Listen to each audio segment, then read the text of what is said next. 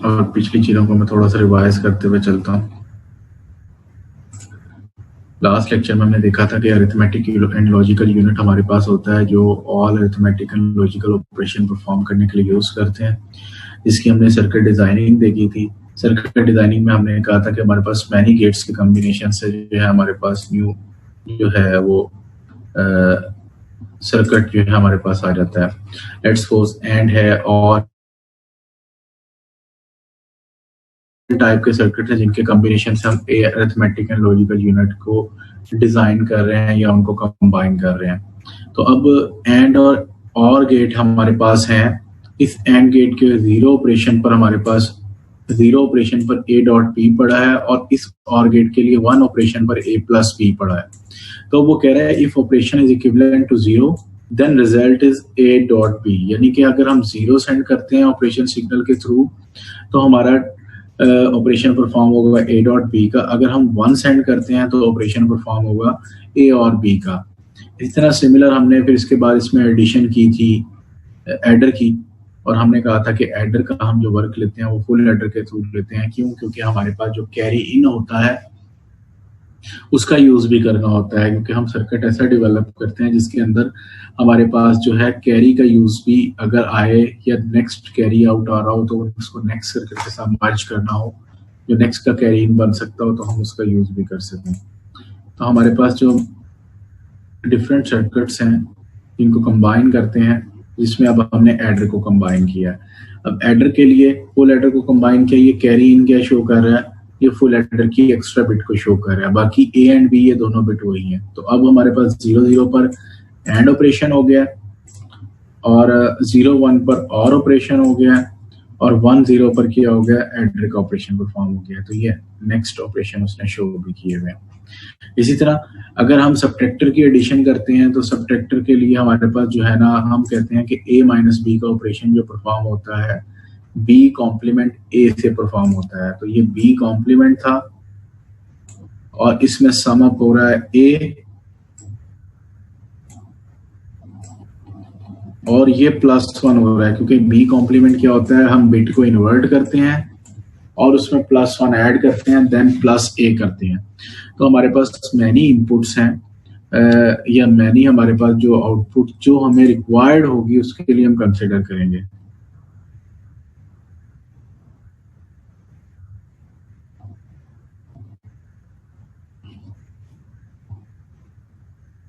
अच्छा, enable lines separate है। अभी हम जो इसमें बात कर रहे हैं उसमें इनेबल लाइन नहीं है।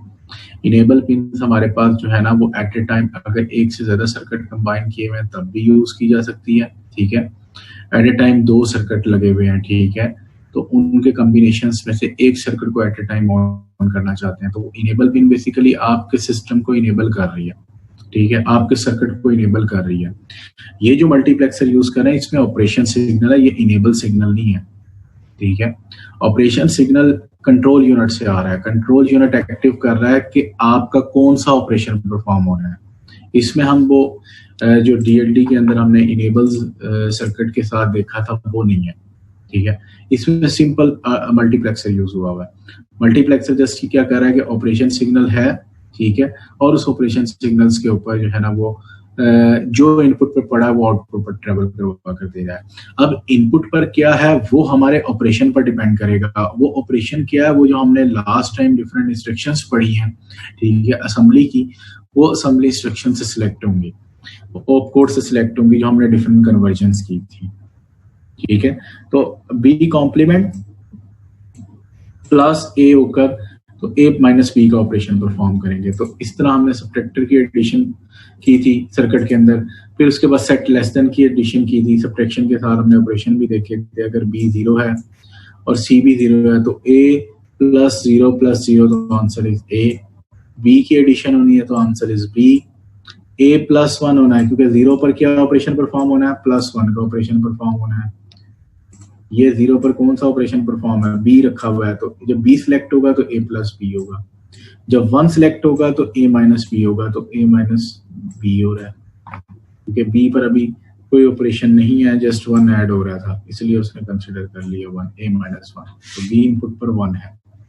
तो हमारे पास जब भी कोई ऑपरेशन सिग्नल होगा वो इस बी इन्वर्ट से और इस ऑपरेशन से सिलेक्ट होगा। ये बी इन्वर्ट सिलेक्ट करवा रही है क्या एडिशन होनी है या सब्ट्रैक्शन होनी है, और मल्टीप्लेक्सर क्या सिलेक्ट कर रहा होगा कि कौन सा ऑपरेशन परफॉर्म होना है।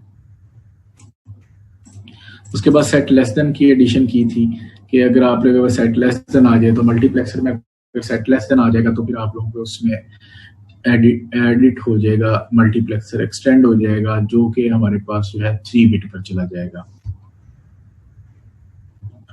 और फिर हमने ओवरफ्लो का सर्किट भी देखा था। हमने कहा था ओवरफ्लो के लिए हमारे पास एक ही सर्किट है जो यूज किया जाता है, और वो सर्किट क्या है हमारे पास,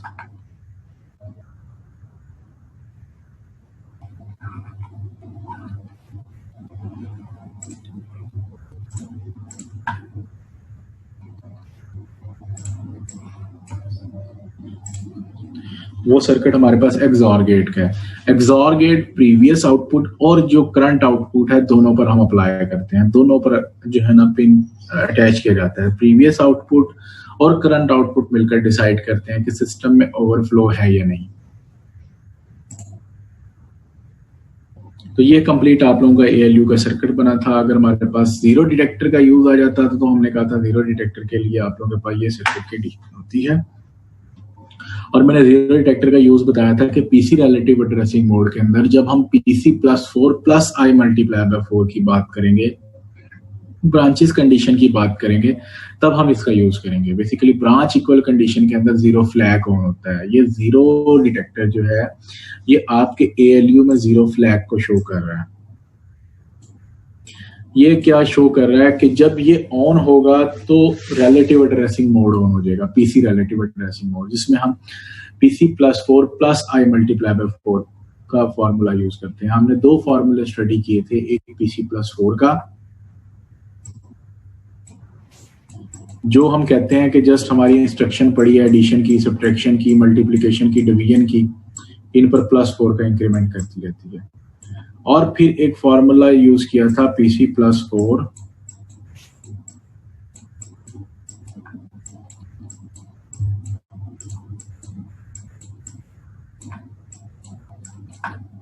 I मल्टीप्लाई बाय 4 का।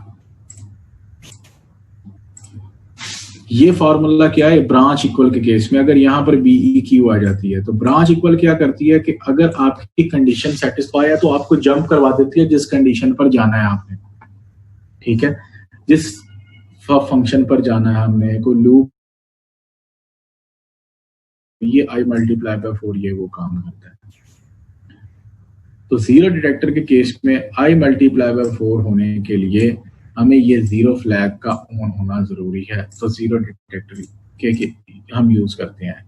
तो हमने बताया था एएलयू की दो इनपुट होती है, एक आउटपुट होती है, तो उसने यही शो किया हुआ है, दो इनपुट है, A एंड B दो इनपुट है और रिजल्ट एक आउटपुट है। Zero is not a result, overflow is not a result. ये हमारे पास क्या है, एक्स्ट्रा आउटपुट्स हैं। इसको हम फ्लैग कह लें या एक्स्ट्रा जो है ना हम कह लें कि जो डिटेक्टर लगे हुए, जैसे जीरो डिटेक्टर लगा हुआ, ओवरफ्लो डिटेक्टर लगा हुआ, ठीक है, ये रिजल्ट ही प्रोड्यूस कर रहे हैं, लेकिन एक्चुअल आउटपुट हम यहाँ से रिसीव कर रहे हैं। जो हम कहते हैं ना actual execution take place in ALU, यहाँ से आ रही है हमारे पास।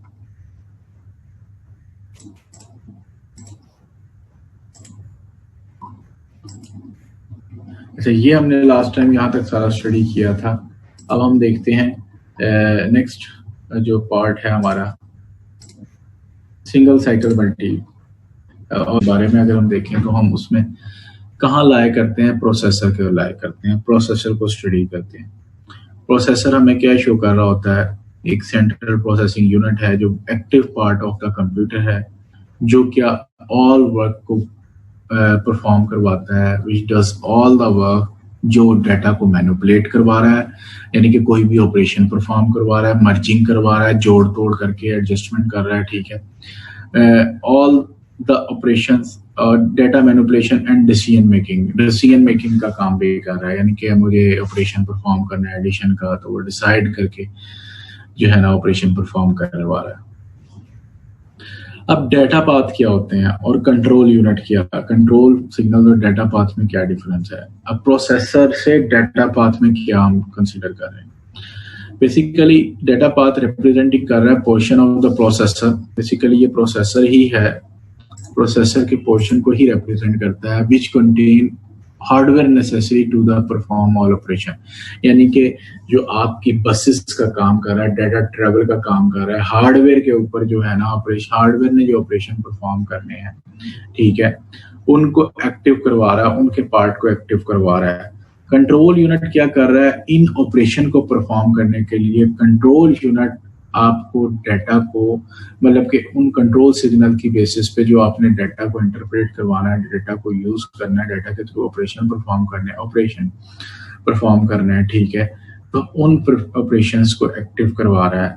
ये हमारा कंट्रोल है जिसे हम ब्रेन ऑफ द कंप्यूटर कहते हैं। तो उसने बताया वो भी portion of the processor also in hardware which tells the data path which what need to be done, ठीक है, इसे हम the brain of the computer का नाम देते हैं। तो उसने अब प्रोसेसर में डेटा पाथ एंड कंट्रोल के लिए सबसे पहले सारी इंस्ट्रक्शन को सेपरेटली बताया कि हमारे पास 3 टाइप की इंस्ट्रक्शंस होती हैं। मेमोरी इंस्ट्रक्शंस कौन सी होती हैं, आप लोगों को अच्छे तरीके से पता है कि load word and store word. Memory से डाटा रजिस्टर में रखना, रजिस्टर से डाटा उठाकर मेमोरी में रखना। 2 इंस्ट्रक्शन होती हैं, load word for memory to register, store word for register to memory. ये हमारे पास मेमोरी रेफरेंस इंस्ट्रक्शंस कहलाती हैं। उसके बाद अरिथमेटिक एंड लॉजिकल इंस्ट्रक्शंस होंगी जिसमें एंड और नॉट, एडिशन, सब्ट्रैक्शन, हमारी जो सेट लेस देन वगैरह आ जाएंगी। उसके बाद कंडीशनल या कंट्रोल फ्लो इंस्ट्रक्शन आ जाती हैं जिसमें ब्रांच, इक्वल और जंप इंस्ट्रक्शन आ जाती है। कंट्रोल फ्लो के अंदर कंडीशनल और अनकंडीशनल दोनों इंस्ट्रक्शन आएंगी, क्योंकि कंडीशनल के अंदर ब्रांच इक्वल आ जाती है, अनकंडीशनल के अंदर जंप आती है। तो देखें उसने दोनों को कंबाइन लिखा हुआ है ये।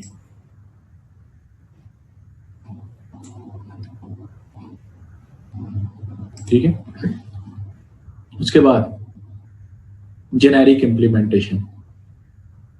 अब वो कहता है कि आपकी सब इंस्ट्रक्शंस में परफॉर्म होना है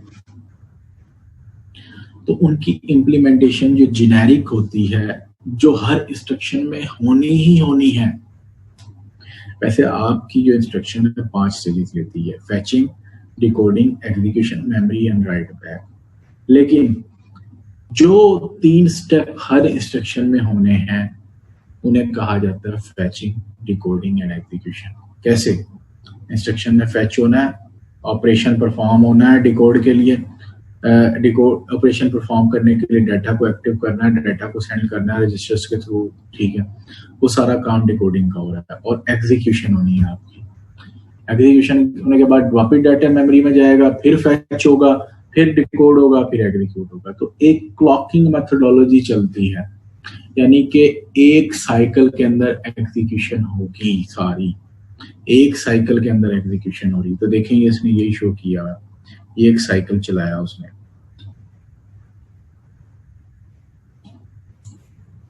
यूं शेप के अंदर उसमें पहले नंबर पे शो किया है फैचिंग, इसको हम कहते हैं PC+4। इसमें लिखा हुआ भी है PC+4। क्यों लिखा हुआ है फैचिंग में PC+4 क्यों आया? क्यों? क्योंकि इंस्ट्रक्शन मेमोरी में इंस्ट्रक्शंस पड़ी हैं सारी।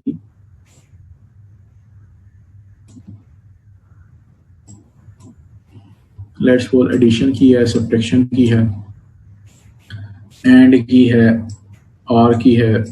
ये असेंबली की फॉर्म में पढ़ी होंगी, मैंने वैसे सिंबॉलिक फॉर्म में आप लोगों को शो करवाया। तो ये जो इसका एड्रेस है 0 हुआ, 4, 8, 12 एंड एटसेट्रा। तो ये पहली इंस्ट्रक्शन सिलेक्ट हुई, जब तक ये एग्जीक्यूट नहीं होनी नेक्स्ट इंस्ट्रक्शन सिलेक्ट नहीं होती। कि तब एग्जीक्यूट होगी जब ये 3 ऑपरेशन परफॉर्म होंगे। ये मैंडेटरी है, बाकी इंस्ट्रक्शंस पर डिपेंड करता है। देखें इंस्ट्रक्शन फैच हुई, ये प्रोग्राम काउंटर की वैल्यू से सिलेक्ट हुई। ये प्रोग्राम काउंटर की वैल्यू PC इंस्ट्रक्शन को सिलेक्ट करवा रहा है और +4 का इंक्रीमेंट करके नेक्स्ट इंस्ट्रक्शन को एक्टिव भी कर रहा है कि इसके बाद तुम्हारी बारी है। तीसरा, मैं कहता हूँ रोल नंबर से आप लोग आए, तो पहले 1 रोल नंबर वाला आ गया, तो जाहिर सी बात है ऑटोमेटिकली हम किस सीक्वेंस से चल रहे हैं, +1 के इंक्रीमेंट से चल रहे हैं। रोल नंबर 2 होगा, 3 होगा, 4 होगा, 5 होगा, 6 होगा। तो आप लोगों को पता है कि 1 रोल नंबर वाला जब आ गया तो अगली बारी किसकी है, 2nd रोल नंबर वाले की है, उससे नेक्स्ट बारी किसकी है, 3rd रोल नंबर वाले की है। तो same in the case of computer, ठीक है। तो हम क्या है, पहला 0 एड्रेस वाला आएगा, सेकंड 4 एड्रेस वाला आएगा, देन 8 एड्रेस वाला आएगा। तो इसलिए ये +4 लिखा हुआ है, इसी फैचिंग कहते हैं। ये फैचिंग में होता है कि इंस्ट्रक्शन को सिलेक्ट भी करवाएगा, फैच भी करवाएगा और अगली इंस्ट्रक्शन को भी अलर्ट कर देगा कि इसके बाद तुम्हारी बारी है। तो ये फैचिंग कहलाता है। तो PC+4 हमारे पास क्या कर रहा है, प्रोग्राम काउंटर इस मेमोरी अपनी पीसी की वैल्यू शो करके इस इंस्ट्रक्शन को सिलेक्ट करवा रहा है और +4 का इंक्रीमेंट करके इस इंस्ट्रक्शन को हाईलाइट कर रहा है कि नेक्स्ट तुम्हारी बारी है। उसके बाद इंस्ट्रक्शन सिलेक्ट हो गई, नेक्स्ट प्रोसेस क्या होगा, डिकोड। डिकोड होने के बाद जाहिर सी बात है एग्जीक्यूशन होनी है। तो देखें ये क्लॉक चल रहा है, तो ये शो यही कर रहा है, ठीक है। तो उसने यहाँ लिखा हुआ use the program counter to supply the instruction address and fetch the instruction from memory and update the PC. ये पीसी जो इंस्ट्रक्शन सिलेक्ट हो रही है, ये कहाँ से सिलेक्ट हो रही है, ये सारी मेमोरी से सिलेक्ट हो रही है। ये इंस्ट्रक्शन मेमोरी में इंस्ट्रक्शंस पड़ी हैं, ठीक है, ये खुद से सिलेक्ट नहीं हो रही, तो इसकी मेमोरी में पड़ी होती है।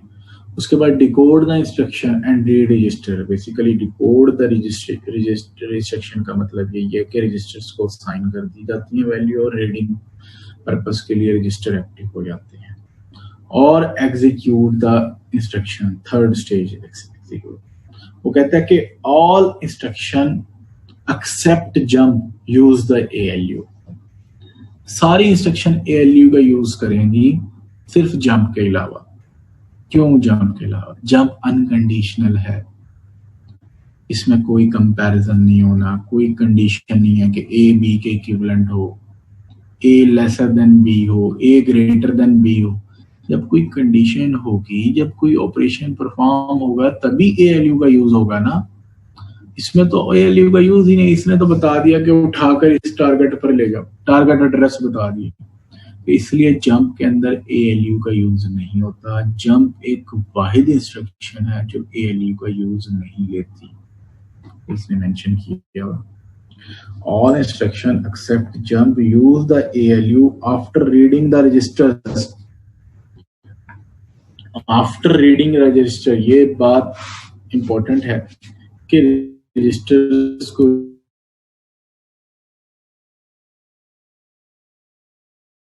रीड करने के बाद लाजमी है। अब वो कहता है कि why memory reference arithmetic and control flow, ठीक।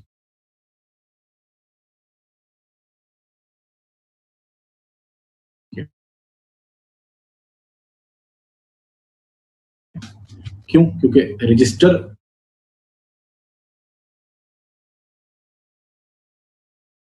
मिलकर मेमोरी लोकेशन सिलेक्ट करते हैं, तो प्लस हो रहा है यानी कि ALU का यूज होगा। अरिथमेटिक में तो ALU का यूज होना ही होना है, लॉजिकल में ALU का यूज होना ही होना है। कंट्रोल फ्लो में कैसे यूज हो रहा है? ब्रांच कंडीशन चेक कर रहा है, A की वैल्यू B के इक्विवेलेंट है तो जंप करे। तो A की वैल्यू B के इक्विवेलेंट कैसे पता लगेगा? सब्ट्रैक्शन ऑपरेशन से। जब दो वैल्यू को वो सब्ट्रैक्ट करेगा तो आंसर 0 आएगा। उस 0 आने से वो जो ALU के अंदर 0 फ्लैग लगा हुआ था ना, वो ऑन होगा। तो 0 डिटेक्टर का अब यूज आया है। ये एक एब्स्ट्रैक्ट व्यू है डाटा पाथ का कि हमारा डाटा पाथ कुछ ऐसा होगा, उसमें ये यूनिट्स होंगे। बेसिकली यूनिट्स को बता रहा है वो। पहला नंबर पर पहला यूनिट होता है पीसी, प्रोग्राम काउंटर। ब्लॉक लिखा हुआ, ब्लॉक में पीसी लिखा हुआ। प्रोग्राम काउंटर क्या करता है? प्रोग्राम काउंटर नाम से शो कर रहा है, प्रोग्राम को काउंट करता है। प्रोग्राम काउंटर इंस्ट्रक्शन मेमोरी से इंस्ट्रक्शन को सिलेक्ट करवाता है। प्रोग्राम काउंटर इंस्ट्रक्शन मेमोरी से इंस्ट्रक्शन सिलेक्ट करवाने के अलावा नेक्स्ट इंस्ट्रक्शन को हाईलाइट भी करता है। यानी कि आपका जितना भी फैचिंग का प्रोसेस होगा वो पीसी के थ्रू होगा। तो ये हम कहते हैं जी पीसी ये करता है, PC plus 4 is equivalent to PC. तो देखें पीसी का सिग्नल गया किधर गया, इंस्ट्रक्शन मेमोरी के अंदर। पीसी का सिग्नल 0 है तो पहली इंस्ट्रक्शन 0 वाली सिलेक्ट कर देगा और आगे भेज देगा।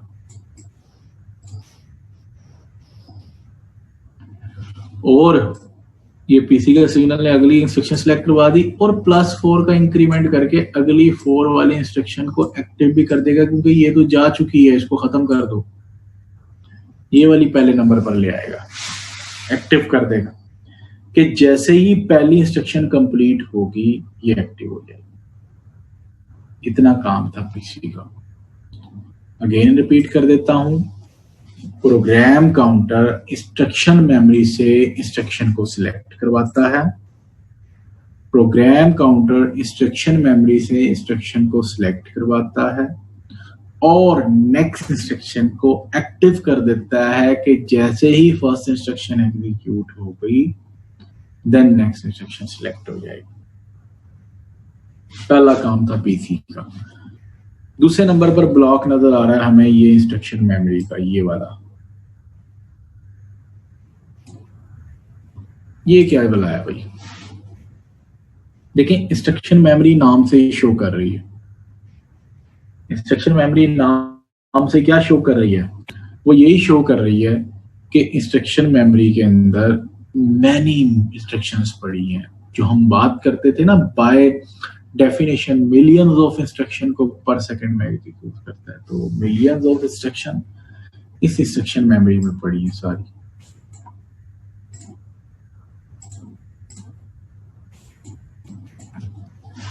ठीक हो गया। वो क्या होंगी, एड्रेस आएगा तो ये देखें इसने एड्रेस यहां पर लिखा हुआ है,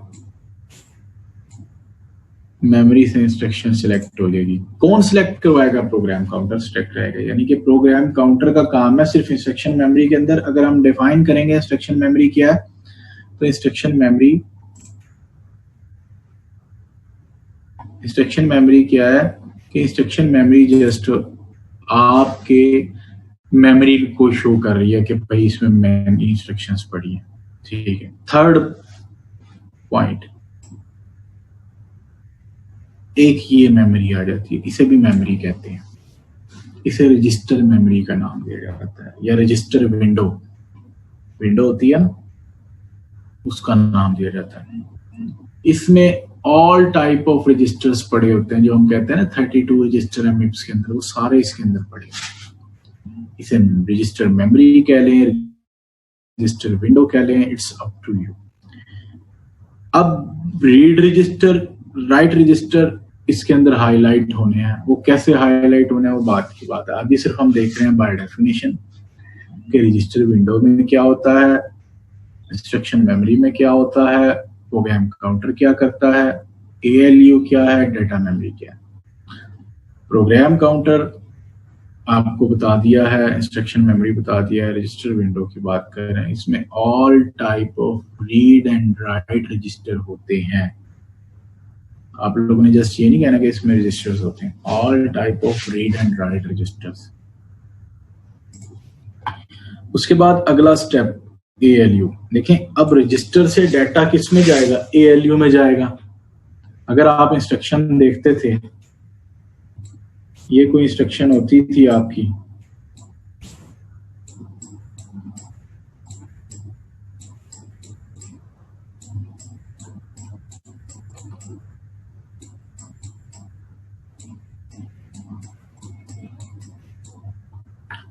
क्या होता था, T0 और T1 का सम होता था। ये दोनों रीड रजिस्टर होते थे, यानी कि पहले 2 रीड रजिस्टर होंगे। उसके बाद थर्ड रजिस्टर जहां पर डाटा स्टोर होना था, यानी कि ALU पहले 2 रजिस्टर को आगे भेजेगा, इन पर ऑपरेशन परफॉर्म करेगा, सम अप करना है, 2 नंबरों को सम करना है, और फिर ये वापस आकर डाटा इधर स्टोर करा देगा। ठीक है, अभी ये कंप्लीट आर्किटेक्चर नहीं है तो इसलिए भी आपको क्लियर इसमें चीजें नहीं पता लगेंगी, अभी जस्ट डिफाइन कर रहे हैं यूनिट्स को। तो ALU क्या कर रहा है कि आपके जितने भी रजिस्टर्स के अंदर रीड रजिस्टर के ऊपर डाटा परफॉर्म करवाएगा, इंस्ट्रक्शंस परफॉर्म करवाएगा, ऑपरेशन परफॉर्म करवाएगा, इंस्ट्रक्शंस की जो ऑपरेशन। उसके बाद आ जाता है डाटा मेमोरी, लास्ट यूनिट। अब ALU ने डाटा दे दिया, अब वो कहीं तो रखना है ना, वो डाटा मेमोरी में रखते हैं डाटा, यानी कि फाइनल स्टोर कहां पर करना है, डाटा मेमोरी में स्टोर होगा। जो हम बात करते हैं मेमोरी से डाटा उठाकर रजिस्टर में रख दो, वो भी डाटा मेमोरी से डाटा उठाते हैं, या हम रजिस्टर का डाटा मेमोरी में रख रहे होते हैं, वो भी डाटा मेमोरी में रख रहे होते हैं, यानी कि डाटा मेमोरी में फाइनल डाटा स्टोर होता है। ये हमारे टोटल 5 यूनिट हैं जो पूरे आपके डाटा पाथ के मेन यूनिट हैं, जिसमें 3 मेमोरीज हैं, instruction memory, register memory and data memory, और एक एग्जीक्यूशनल यूनिट है ALU। एक प्रोग्राम काउंटर लगा है जो क्या फैच करवा रहा है, तो ये काम फैचिंग का हो रहा है इतना, क्यों, कहां से, इंस्ट्रक्शन मेमोरी से सिलेक्ट होना है तो इसलिए मैं इसे फैचिंग कहूंगा। इतना काम डिकोडिंग का हो रहा है, देखें रीड उसने कहा था ना रजिस्टर डिकोडिंग के अंदर, और डिवाइड करना, और ये काम एग्जीक्यूशन कर रहा है। 3 स्टेजेस का आता है, फैचिंग, डिकोडिंग एंड एग्जीक्यूशन। ये क्लॉक चल रही है, इंस्ट्रक्शन आ रही है, उठा रही है, परफॉर्म हो रही है, इंस्ट्रक्शन परफॉर्म होने के बाद नेक्स्ट सिलेक्ट होती जा रही है। अब वो कह रहा है the data path contain 2 type of logic element, first one is combinational and second is state. Data path जो है वो 2 टाइप के लॉजिक एलिमेंट रखता है, एक कॉम्बिनेशनल, एक state element. Combinational element operate करते हैं सिर्फ डाटा वैल्यू को। उसने बताया element that operate and on data value, their output depend on their input. The ALU is an combinational element. किस पर डिपेंड करती है, इनकी output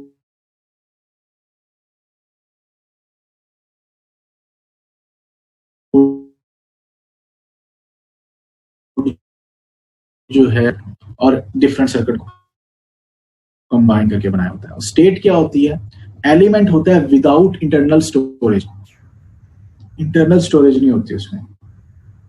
there state is defined by the value they contain memory and register. क्या है कि इनकी state जो है डिफाइन होती है इनकी वैल्यू से, जो एड्रेसेस कह रहे हैं हम, ठीक है, वो चीज शो कर रही है, जिसे हम मेमोरी एंड रजिस्टर्स की बात कर रहे हैं। रजिस्टर की कुछ ना कुछ वैल्यू थी, लास्ट टाइम मैंने वो कन्वर्जन के दौरान बताई थी, तो मेमोरी के लिए कुछ ना कुछ हम वैल्यू सिलेक्ट कर रहे थे मल्टीप्लाई बाय 4 करके, ठीक है, मल्टीप्लाई बाय 4 नहीं भी कहते, हम एक ऑफसेट डिक्लेयर कर रहे थे, एक एड्रेस डिक्लेयर कर रहे थे, वो एड्रेस ऑफसेट तो मेमोरी की बात कर रहे हैं।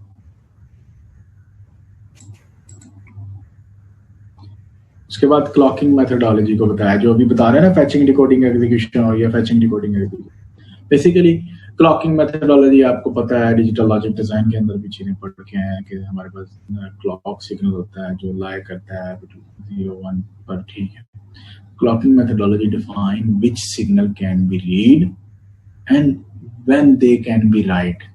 क्या है कि कब रीड करना है और कब राइट करना है, या ये हमारे क्लॉकिंग मेथोडोलॉजी। इसने बताया कि ये साइकिल टाइम होता है इसमें, अगर यहाँ से सिग्नल स्टार्ट हो रहा है तो यहाँ पर एंड हो रहा है ना, अगला सिग्नल यहाँ से स्टार्ट हो रहा है, फिर यहाँ एंड होगा, एंड हो रहा है, तो ये एक साइकिल टाइम होता है, यानी कि ये टाइम आपका शो कर रहा है एक साइकिल का। एक साइकिल में एक इंस्ट्रक्शन एग्जीक्यूट होती है। उसके बाद ये जो अप हो रहा है ना यहाँ से, इसे राइजिंग एज कहते हैं, इसे पॉजिटिव एज कह लें या राइजिंग एज कह लें। जहां पर वापस डाउन हो रहा है इसे हम कहते हैं फॉलिंग एज या नेगेटिव एज कहते हैं, ट्रिगर एज भी कहते हैं इसको, राइजिंग एज को, ठीक है। तो जहां पर अप जा रहा है वहां राइज, जहां पर डाउन हो रहा है जाहिर सी बात है कि यहां से सिग्नल स्टार्ट हुआ है तो यहाँ पे अप हो रहा होगा।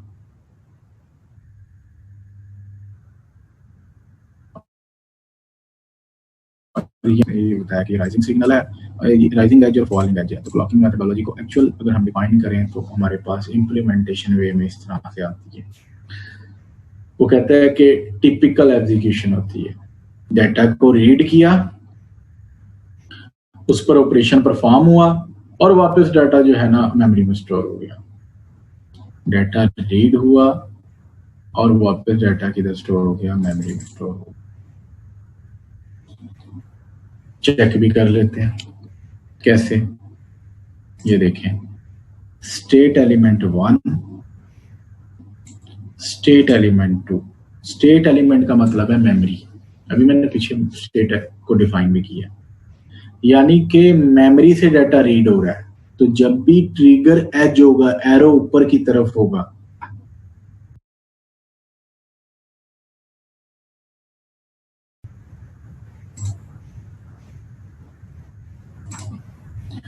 एलिमेंट्स को state element 1 and state element 2। State element 1 और स्टेट एलिमेंट 2 डिफरेंट नहीं है, बेसिकली मेमोरी को ही शो कर रहे हैं हमारे पास। इसका मतलब है कि रीड एंड राइट सिग्नल है।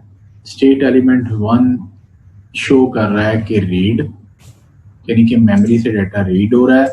स्टेट एलिमेंट 2 शो कर रहा है कि मेमोरी में डाटा राइट हो रहा है। तो हम क्या करते हैं, कीबोर्ड से नंबर प्रेस करें 2 + 3, 2 एंड 3 प्रेस किया तो क्या है, मेमोरी से सिलेक्ट होता है डाटा, मेमोरी से सिलेक्ट होता है ना 2 एंड 3, तो वैसे तो नहीं पड़ा होता। तो मेमोरी में जो सिलेक्ट करता है वो 2 एंड 3 वो आ जाता है। उसके बाद हमारे पास जो है नेक्स्ट पॉइंट आ जाता है, उन पर ऑपरेशन परफॉर्म होना है 2 एंड 3 के अलावा। वो ऑपरेशन प्लस का ऑपरेशन है या सब्ट्रैक्शन का है या कोई भी है, वो कॉम्बिनेशनल लॉजिक अप्लाई करेगा, ALU अप्लाई करेगा। अभी पीछे हमने देखा है कि कॉम्बिनेशनल लॉजिक ALU में होती है। फिर स्टेट एलिमेंट आ गया, यानी कि 2 + 3 का ऑपरेशन परफॉर्म होने के बाद रिजल्ट स्टेट एलिमेंट 2 यानी कि मेमोरी में स्टोर होना है। तो ये देखें 2 सिग्नल शो हो रहे हैं रेड, एक ये शो हो रहा है, एक ये शो हो रहा है। ये सिग्नल शो कर रहा है कि रीड होगा, ये सिग्नल शो हो रहा है राइट, और ये सारा काम एक क्लॉक साइकिल में होना है।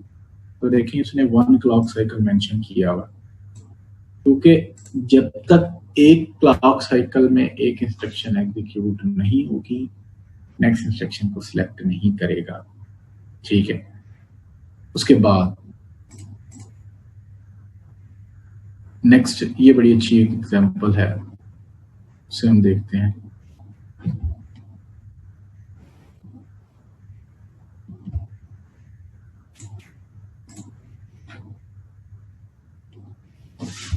तो ये क्लॉकिंग मेथोडोलॉजी में उसने शो किया है कि स्टेट एलिमेंट 1 से हमने कोई रिजल्ट लिया है 2 एंड 3, ठीक है, 2 नंबर लिए हैं, ये मेमोरी से उठाए उसने। अच्छा ये देखें 2 एंड 3 के नीचे क्लॉक साइकिल फौरन हाईलाइट करेगा रीड का सिग्नल है, देखा रीड का सिग्नल हाईलाइट किया है। दोबारा देखें कि रजिस्टर रीड हुए स्टेट एलिमेंट 1 में, तो रीड का सिग्नल आया और ऑपरेशन परफॉर्म हुआ 5, कॉम्बिनेशनल लॉजिक के आते ही 5 ऑपरेशन परफॉर्म हो गया। अब ये ऑपरेशन परफॉर्म हो गया, तब तक मेमोरी में स्टोर नहीं होगा जब तक राइट का सिग्नल नहीं आएगा। तो आप लोग इस जगह पर देखेंगे अब राइट का सिग्नल लिखा हुआ आएगा,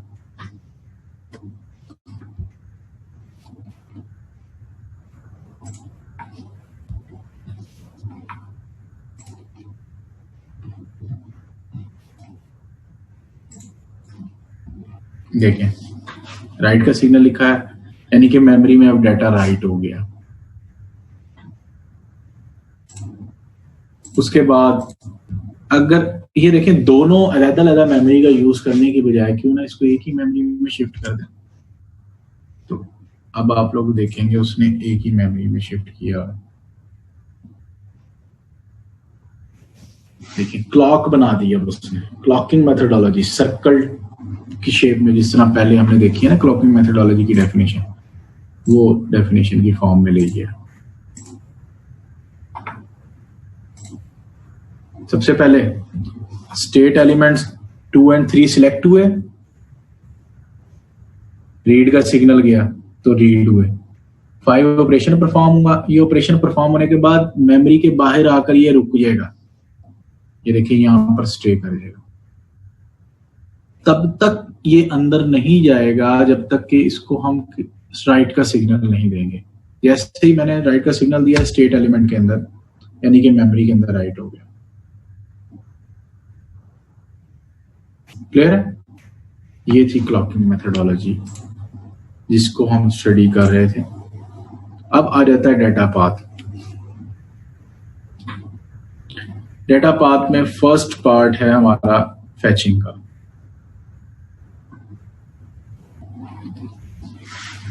फैचिंग को हमने डिफाइन किया है कि इंस्ट्रक्शन मेमोरी से इंस्ट्रक्शन को सिलेक्ट करवाता है और +4 का इंक्रीमेंट करके नेक्स्ट इंस्ट्रक्शन को एक्टिव कर देता है, हाईलाइट भी कर देता है। ये हमने बाय डेफिनेशन जो है स्टडी किया। तो देखें यहाँ पर यही कर रहा है, वो लिखा हुआ भी आ रहा है, instruction will be held in the instruction memory. सारी इंस्ट्रक्शन कहाँ होंगी? इंस्ट्रक्शन मेमोरी में होंगी। The instruction to fetch is at the location specified by the PC। कौन सी PC स्पेसिफाई करेगा उस लोकेशन पर होगी। तो देखें ये क्या कर रहा है, ये M शो कर रहा है मेमोरी को, PC शो कर रहा है प्रोग्राम काउंटर को, इंस्ट्रक्शन को ये शो कर रहा है। तो वो कह रहा है कि जो PC है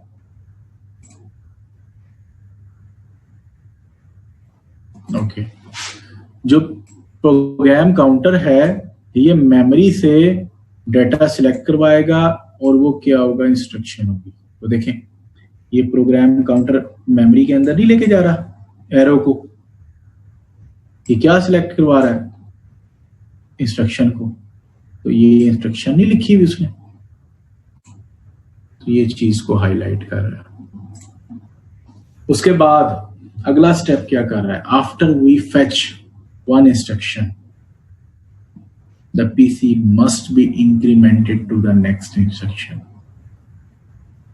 जो मैंने अभी बात की थी कि प्रोग्राम काउंटर इंस्ट्रक्शन मेमोरी से इंस्ट्रक्शन सिलेक्ट भी करवाएगा और नेक्स्ट इंस्ट्रक्शन को हाईलाइट भी करेगा। तो उसने वही डिफाइन किया, after we fetch one instruction, एक इंस्ट्रक्शन फेच करने के बाद the program counter must be incremented to the next instruction, और इंक्रीमेंट किया होगा +4 का होगा। क्यों? क्योंकि all instructions aligned on 4 byte address। तो देखें ये इंस्ट्रक्शन मेमोरी से इंस्ट्रक्शन सिलेक्ट हो गई थी, +4 का इंक्रीमेंट करने के लिए ये एडर लगाया। अब इसमें यहां पर +4 होगा, ये प्रोग्राम काउंटर की वैल्यू, और +4 होकर वापस किधर जाएंगे, प्रोग्राम काउंटर में जाना चाहिए क्योंकि इसने नेक्स्ट इंस्ट्रक्शन को सिलेक्ट करना है। तो चेक करें, अभी मैं दिखाता हूं नेक्स्ट इंस्ट्रक्शन को सिलेक्ट करने के लिए +4 पर। तो ये फैचिंग था। यहां तक किसी को कोई इश्यू है तो पहले वो डिस्कस कर लें। लास्ट टाइम हमने क्लॉकिंग मेथोडोलॉजी को डिफाइन किया था और हमने बताया था कि क्लॉकिंग मेथोडोलॉजी स्टेट एलिमेंट और कॉम्बिनेशन सर्किट्स पर लाइक करती है। क्लॉकिंग मेथोडोलॉजी की हमने एग्जांपल भी देखी थी कि हमारे पास स्टेट एलिमेंट से ये दो नंबर सिलेक्ट हुए 2 और 3। देन क्या है हमारे पास, नेक्स्ट कॉम्बिनेशनल लॉजिक में आ जाते हैं, रीड का सिग्नल जाते ही, और कॉम्बिनेशनल लॉजिक जो है उस अपना ऑपरेशन परफॉर्म करवा कर रिजल्ट जनरेट कर देते हैं। कॉम्बिनेशन लॉजिक से हम यहाँ पर अरिथमेटिक एंड लॉजिकल यूनिट को कंसीडर करते हैं। ALU is the combinational logic. और स्टेट एलिमेंट 2 क्या है कि ये मेमोरी है, यानी कि वापस डाटा मेमोरी में स्टोर करवाना है, और मैं 5 को सिग्नल जब ट्रांसमिट करूंगा तो वो स्टेट एलिमेंट में जाकर स्टोर होगा। तो उसको हम क्लॉक फॉर्म में देखें, क्योंकि हम कह रहे थे कि हम डाटा को कैप्चर कर रहे हैं, फेच कर रहे हैं, देन डिकोड कर रहे हैं और देन एग्जीक्यूट करवा रहे हैं। तो यहाँ पर भी एक साइकिल्स की फॉर्म में काम हो रहा है, क्लॉक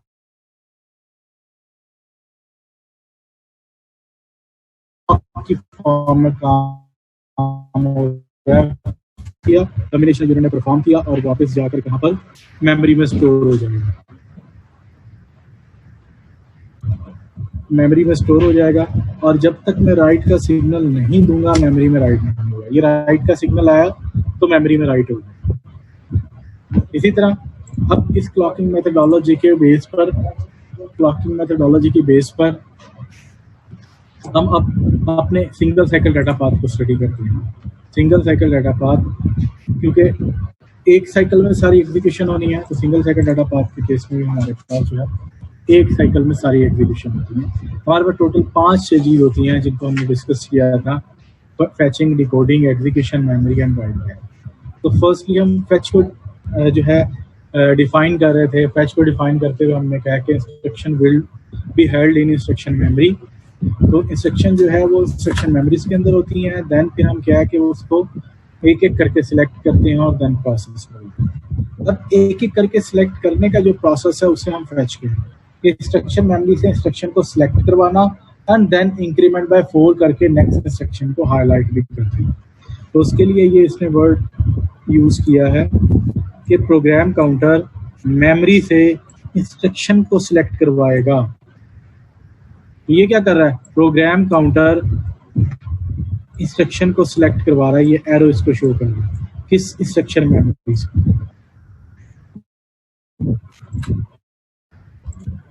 के बाद +4 का इंक्रीमेंट प्रोग्राम काउंटर है और इसमें +4 का इंक्रीमेंट भी कर रहा है और ये PC +4 होके वापस प्रोग्राम काउंटर में आएगा। क्यों? क्योंकि वो नेक्स्ट इंस्ट्रक्शन को हाईलाइट कर देगा। इधर ये था हमारे पास फैचिंग, जिसको फैचिंग को डिफाइन किया है। तो उसने बताया हुआ भी है, after we fetch one instruction the PC must be incremented to the next instruction. और इंक्रीमेंट बाय 4 होगा क्योंकि मिप्स में जो हमारे पास अलाइनमेंट हुई हुई होती है वो 4 बाइट के एड्रेसिंग मोड पे होती है। All instruction are 4 bytes and then PC is equal to PC +4 4 byte के इंक्रीमेंट के थ्रू नेक्स्ट इंस्ट्रक्शन को सिलेक्ट करती चली जाएंगी। ये हमारे पास जो था फैचिंग का प्रोसेस था। इतना सर्किट आप लोगों से पूछा जाए तो ये फैचिंग के लिए आप ये ड्रॉ करेंगे। उसके बाद नेक्स्ट पार्ट आ जाता है डिकोडिंग का।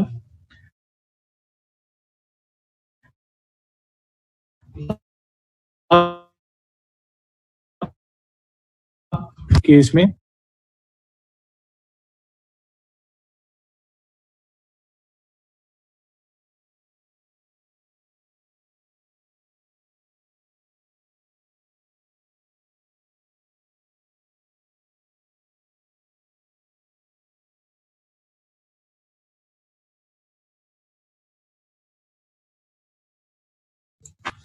अच्छा, इंस्ट्रक्शंस, ये रीड रजिस्टर्स हैं हमारे पास। ये रीड रजिस्टर्स क्या है कि ये डिकोड होके आए हैं।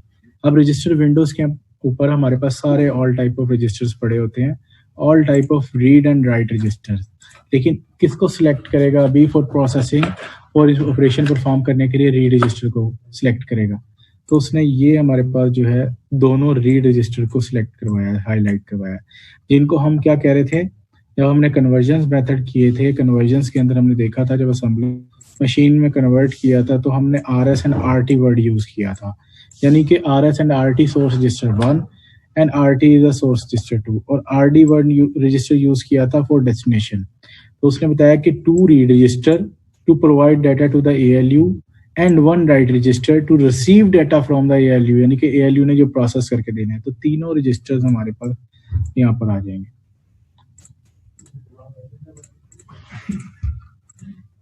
ये दोनों राइट रजिस्टर उसने आगे सेंड किए हैं किसके लिए? ALU को ऑपरेशन परफॉर्म करने के लिए। ALU इन दोनों पर ऑपरेशन परफॉर्म करेगा। ये थर्ड स्टेज स्टार्ट होगी एग्जीक्यूशन की।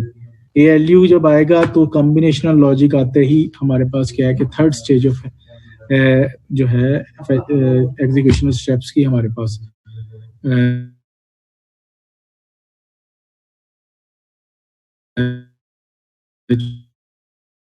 जो है अप्लाई हो जाए। खबर आ रहा है इसलिए यार, ये हमारे पास डिकोडिंग और एग्जीक्यूशन का प्रोसेस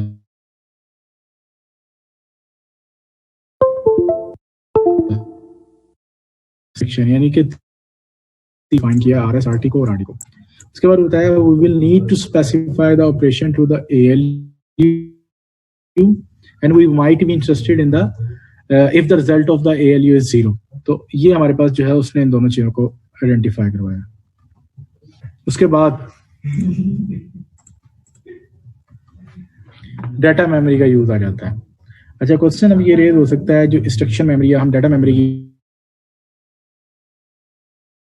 होती हैं, ये हमारे पास फ्लैश मेमोरी के तौर पर यूज की जाती हैं। इनको हम कंसिडर कर सकते हैं एज अ रैम में, लेकिन इनको फ्लैश मेमोरी कहा जाता है।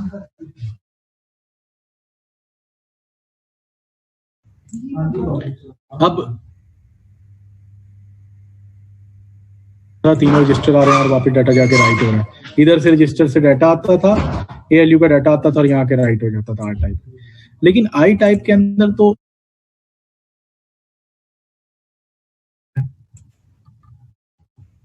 सोर्स रजिस्टर क्या करते थे, सोर्स रजिस्टर और कांस्टेंट मिलकर मेमोरी लोकेशन को सिलेक्ट करते थे डाटा मेमोरी के अंदर, और वहां से डाटा रीड करके रजिस्टर में डाके राइट करते थे। यानी कि लोड वर्ड के केस में हम मेमोरी से डाटा उठाकर रजिस्टर में रख रहे हैं, रीड कर रहे हैं, पॉप कर रहे हैं। तो ये मेमोरी लोकेशन है। अब मेमोरी लोकेशन सिलेक्ट करने के लिए हम क्या करते हैं, बेस एड्रेस प्लस ऑफसेट करते हैं। बेस एड्रेस हमारा register, read register A directly यहां पर आ जाएगा। ऑफसेट 450, ये 16 बिट में था। हमारा रजिस्टर कितने बिट में है, 32 बिट में। ऑफसेट 16 बिट में है, तो दोनों आपस में सम अप नहीं हो सकते। तो हमें उसके लिए आर्किटेक्चर के अंदर चेंजिंग करनी पड़ी। एक साइन एक्सटेंड यूज किया। Sign extend basically bit extend करने के लिए यूज किया जाता है। देखिए 16 बिट से उसने क्रॉस करके 32 बिट में शिफ्ट कर दिया है, कन्वर्ट कर दिया है। यानी कि पहले 1001 ये 16 बिट में नंबर था, तो अब 16 बिट में कर दिया उसने, सॉरी 32 बिट में कर दिया। तो ये दोनों आपस में मिलकर क्या मेमोरी लोकेशन सिलेक्ट करें, दोनों सम अप होके। तो मैंने बताया था कि बेस एड्रेस और ऑफसेट सम अप होकर मेमोरी लोकेशन सिलेक्ट होते हैं। तो रजिस्टर और अब कांस्टेंट मिलकर ये मेमोरी लोकेशन को सिलेक्ट करवा देंगे। अभी जस्ट मेमोरी लोकेशन सिलेक्ट हुई है, अभी ये नहीं पता कि रीड होनी है राइट होनी है, ये हमें ऑपरेशन कोड बताता है। तो अभी हम कंट्रोल यूनिट का यूज नहीं कर रहे, तो अभी ऑपरेशन कोड को हम स्किप करते हुए चलते हैं। अभी जस्ट कॉन्सेप्ट को लेकर चलते हैं। तो डाटा मेमोरी के केस में रीड एंड राइट रजिस्टर का यूज कर,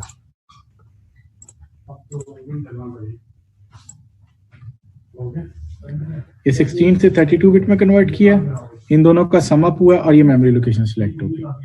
अब ये T1 क्या कर रहा है, अब मेमोरी लोकेशन का जो डाटा है, यहां पर जो डाटा है वो उठाकर वापस रजिस्टर में रखेगा। T1 is a destination register. मैंने बताया था कि लोड वर्ड के केस में डेस्टिनेशन रजिस्टर और सोर्स रजिस्टर 2 इज इक्विवेलेंट होते हैं। तो उसने ये बताया हुआ add together 1 register and 16 bit of immediate data. और इमीडिएट डाटा को क्या हमें कन्वर्ट करना पड़ा, क्यों, क्योंकि रजिस्टर हमारा 32 बिट का था, 16 से 32 बिट में कन्वर्ट किया। Now the memory then perform load और स्टोर यूजिंग डेस्टिनेशन रजिस्टर। तो अब लोड एंड स्टोर का पर्पस परफॉर्म कर रहे हैं यूजिंग डेस्टिनेशन रजिस्टर। तो ये देखें, ये रिजल्ट डाटा मेमोरी में गया फॉर रीडिंग पर्पस, और यहां से डाटा रीड हुआ और वापस जाके राइट हो गया। तो ये हमारे पास जो प्रोसेस हो रहा है, राइट बैक का प्रोसेस हो रहा है। तो 5th स्टेज ऑफ पाइपलाइनिंग जो है हमारी यूज कर रहा है इसमें।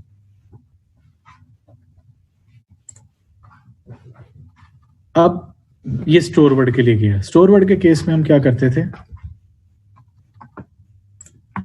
लोड वर्ड के केस में हमने किया रजिस्टर, मेमोरी का डाटा रजिस्टर में रखा है। स्टोर वर्ड के केस में रजिस्टर का डाटा मेमोरी में रखना है। तो अब ये देखें, रजिस्टर पहले ये यूज हो रहा था, अब ये यूज होगा और इस मेमोरी लोकेशन पर स्टोर करवाया जाएगा। और इंस्ट्रक्शन अब बन जाएगी SW, पहले LW थी।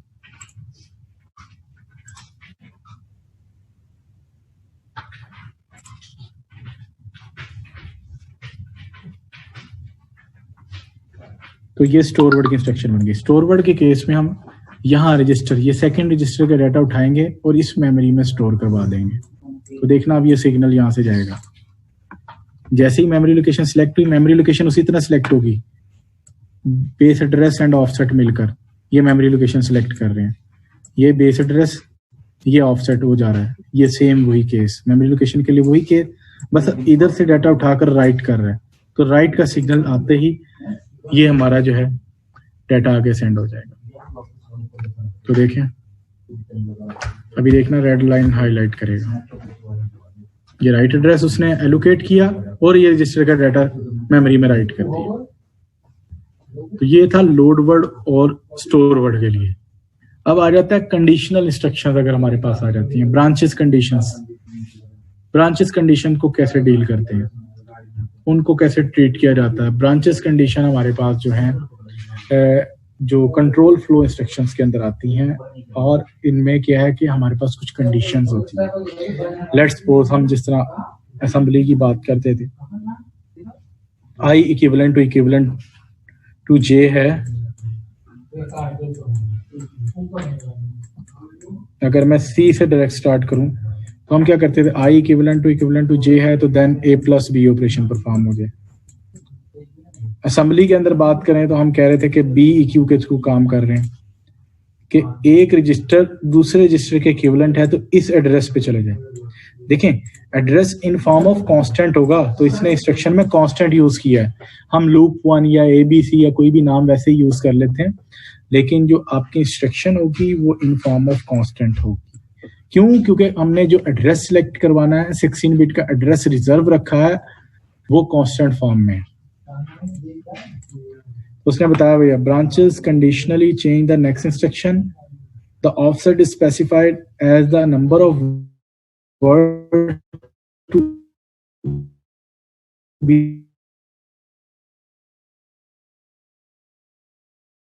Added to the next. अब इसको सिलेक्ट करने का वे भी डिफरेंट था। क्या होता था ब्रांच के केस में, अगर तो कंडीशन सेटिस्फाई होगी इसने तो इस एड्रेस पे चले जाना है। उसके लिए फॉर्मूला हम यूज कर रहे थे PC+4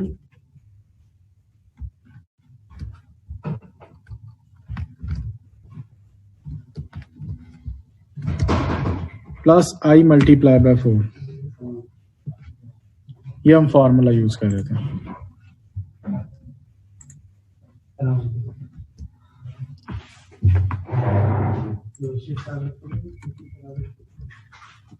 ये फॉर्मूला था। अब इसमें हमें इतना तो हम फाइंड आउट ऑलरेडी कर चुके हैं। ये हमने देखा था जब फैचिंग के दौरान PC+4 को सॉल्व कर लिया था। अब I मल्टीप्लाई बाय 4 करना है। I मैंने लास्ट टाइम बताया था कि I हमारे पास एड्रेस होता है जो 32 बिट में हमने कन्वर्ट किया हुआ, इसको मल्टीप्लाई बाय 4 करेंगे।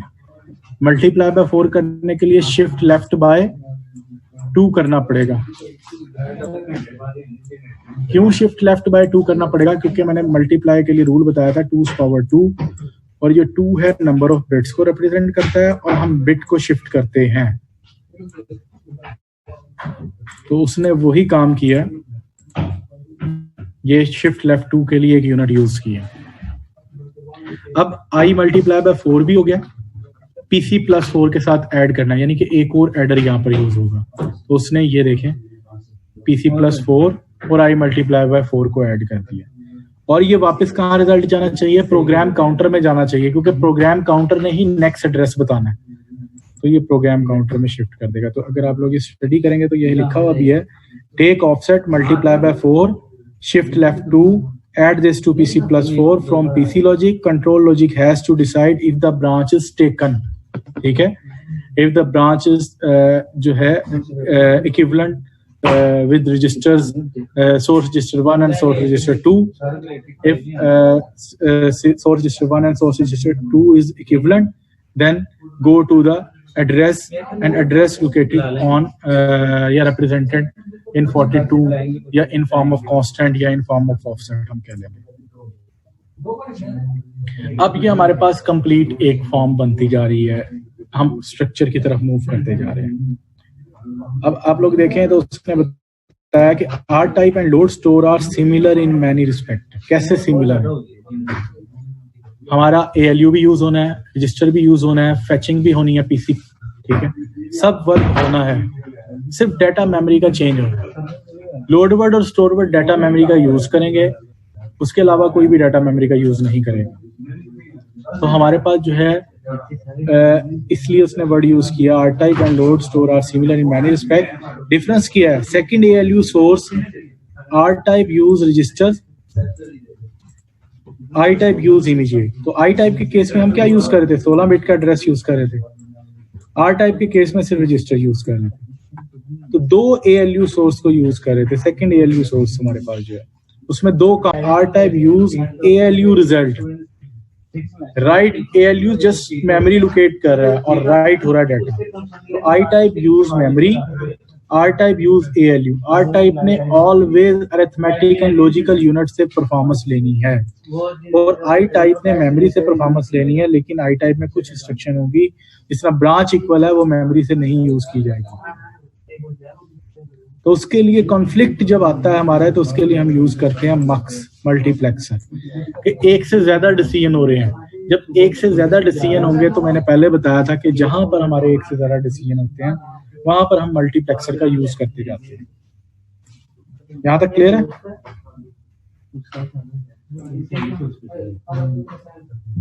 ओ भाई शोर तो ना करो।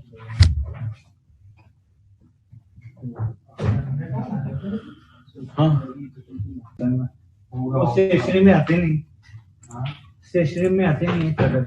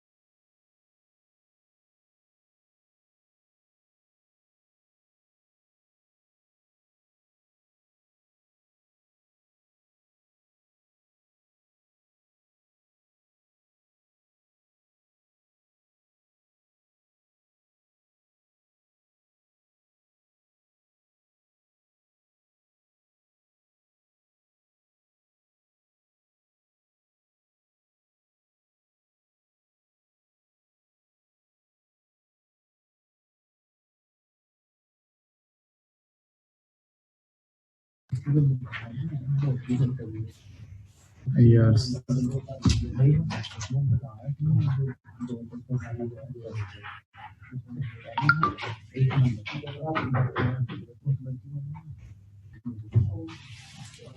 अच्छा, हम डिस्कस कर रहे थे कि यहाँ पर हमारे पास जो है कॉन्फ्लिक्ट आ रहा है डाटा पार्ट के दौरान।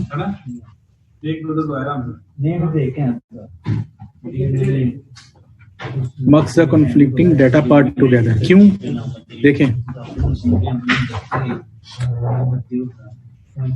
एक मिनट शिफ्ट अब यहाँ पर दो डिसीजन थे। कैसे दो डिसीजन थे? एक डिसीजन अगर आर टाइप है, देखिए हम जब भी रजिस्टर या कोई भी आर्किटेक्चर या कोई भी हार्डवेयर बनाते हैं वो इस तरीके से बनाया जाता है कि एक से ज्यादा चीजें भी उसमें एडजस्ट हो जाए। सिर्फ एक एडर का सर्किट अलग नहीं होगा, सबट्रैक्टर का सर्किट अलग नहीं होगा, एंड का सर्किट अलग नहीं होगा, और का सर्किट अलग नहीं होगा, सब कंबाइन होते हैं। तो आर्किटेक्चर भी हमारा कंबाइन होता है जो सेपरेटली ऑपरेशन परफॉर्म कर रहा होता है। अब देखें, अब यहाँ पर आर टाइप के केस में दो रजिस्टर सिलेक्ट होने हैं। अब यहाँ पर जरा गौर से देखते जाएं। आई टाइप के केस में एक रजिस्टर और एक कांस्टेंट सिलेक्ट होना है। अगर मैं यहाँ लिखूं आर टाइप और आर टाइप और यहाँ लिखूं आर टाइप और आई टाइप, अगली दफा ये सिलेक्ट होना। ALU ALU की कितनी इनपुट होती हैं? दो होती हैं, ये भी हमें बाय डेफिनेशन पता है। यहां पर कितनी इनपुट बन गई? 1, 2 और 3। इसने तो ऑलवेज रजिस्टर सिलेक्ट होना है। यहाँ पर कॉन्फ्लिक्ट आ रहा है, एक दफा आर यूज हो रहा है, एक दफा आई यूज हो रहा है। आई की दफा इमीडिएट यूज होना है, आर की दफा रजिस्टर यूज होना है। तो इस कॉन्फ्लिक्ट को खत्म करने के लिए मल्टीप्लेक्सर का यूज किया। ये मल्टीप्लेक्सर का सिग्नल कंट्रोल यूनिट से आएगा। अगर कंट्रोल यूनिट सिग्नल 0 देगा तो आर टाइप परफॉर्म होगा ऑपरेशन, रजिस्टर ट्रांसफर हो जाएगा आगे।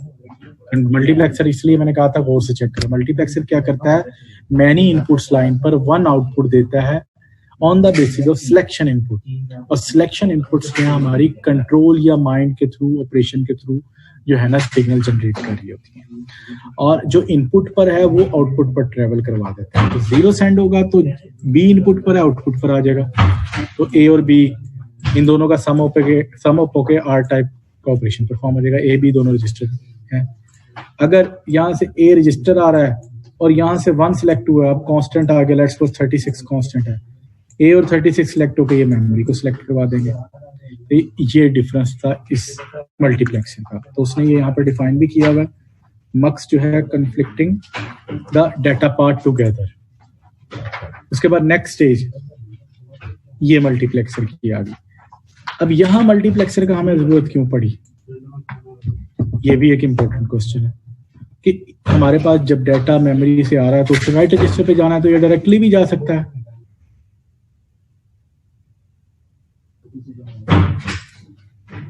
लेकिन अगर आप आर टाइप देखें, आर टाइप के केस में रजिस्टर का डाटा यहाँ से मेमोरी में वापस राइट हो जाता था, और मेमोरी के केस में यहाँ से आ रहा था। तो इस जगह पर कितने सिग्नल हो गए, 2 सिग्नल हुए, यानी कि इस जगह से 2 सिग्नल आ रहे हैं, और हमारे पास राइट रजिस्टर के लिए कितना सिग्नल चाहिए, 1 चाहिए। तो ये मल्टीप्लेक्सर भी यही कर रहा है। तो 1 पर क्या है, रीड डाटा ऑन 1, यानी कि लोड वर्ड के केस में मेमोरी से डाटा उठाएगा और रजिस्टर में स्टोर करवा देगा। अगर आर टाइप है, एएलयू से डाटा उठाएगा और इधर से वापस ले जाएगा, रजिस्टर में नहीं छोड़ दिया। तो मल्टीप्लेक्सर 2 चीजों की सिलेक्शन करवा रहा है, 1 पर लोड वर्ड, 0 पर आर टाइप। तो अगर इस मल्टीप्लेक्सर को डिफाइन करना हो तो क्या करेंगे, this multiplexer differentiate the R type and I type, R type for 0 for R type and 1 for I type. This multiplexer differentiate the load word and result in the case of R type. 1 is representing or showing the result of load word.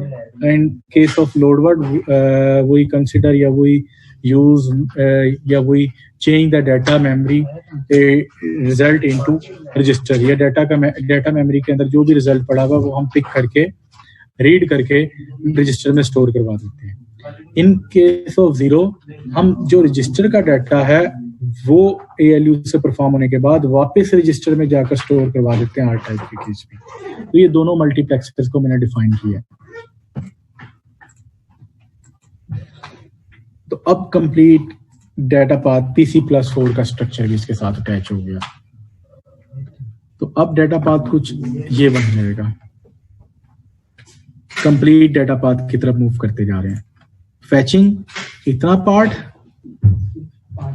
ये decoding, ये execution, ये memory, और ये सारा right back का process करवा रहा है। इतना पार्ट बैक लेके जा रहा है, यानी कि इतना क्लियर हो गया कि हमें ये 5 स्टेजेस एग्जीक्यूट करवाता है, और वो कहाँ कहाँ पर होती हैं वो हमें यूनिट पता लग गए। यानी कि अगर आप लोगों से अगर कोई यूनिट भी पूछा जाए तो भी आप लोग बता सकते हैं कि फैचिंग जो है वो इंस्ट्रक्शन मेमोरी के लिए होती है, decoding for register window, execution for ALU, memory use for data memory, and write back for last multiplexer for data write or data write in registers. तो ये PC+4 का काम कर रहा है, यानी कि नेक्स्ट इंस्ट्रक्शन को हाईलाइट कर रहा है। पहले इंस्ट्रक्शन को सिलेक्ट करवाया, उसने आगे सेंड कर दिया। रजिस्टर विंडो पर आ गई, रजिस्टर विंडो से आगे डाटा चला गया, ALU ने परफॉर्म कर दिया। अगर R टाइप है तो यहीं से डाटा इधर आएगा, इधर से जाकर डाटा रजिस्टर में स्टोर हो जाएगा।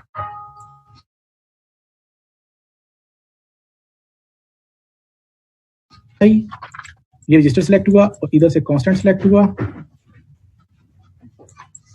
इन दोनों ने मेमोरी लोकेशन को सिलेक्ट कर देना।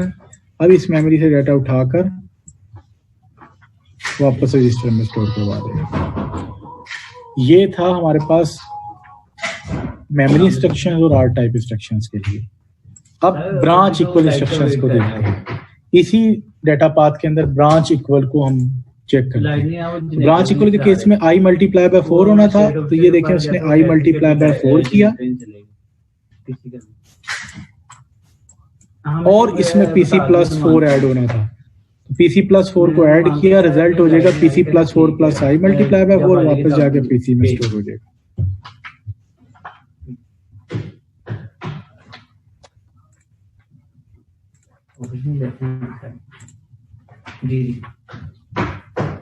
अब यहां पर भी हमें मल्टीप्लेक्सर क्यों यूज करना पड़ा? थर्ड मल्टीप्लेक्सर का यूज कर रहे हैं।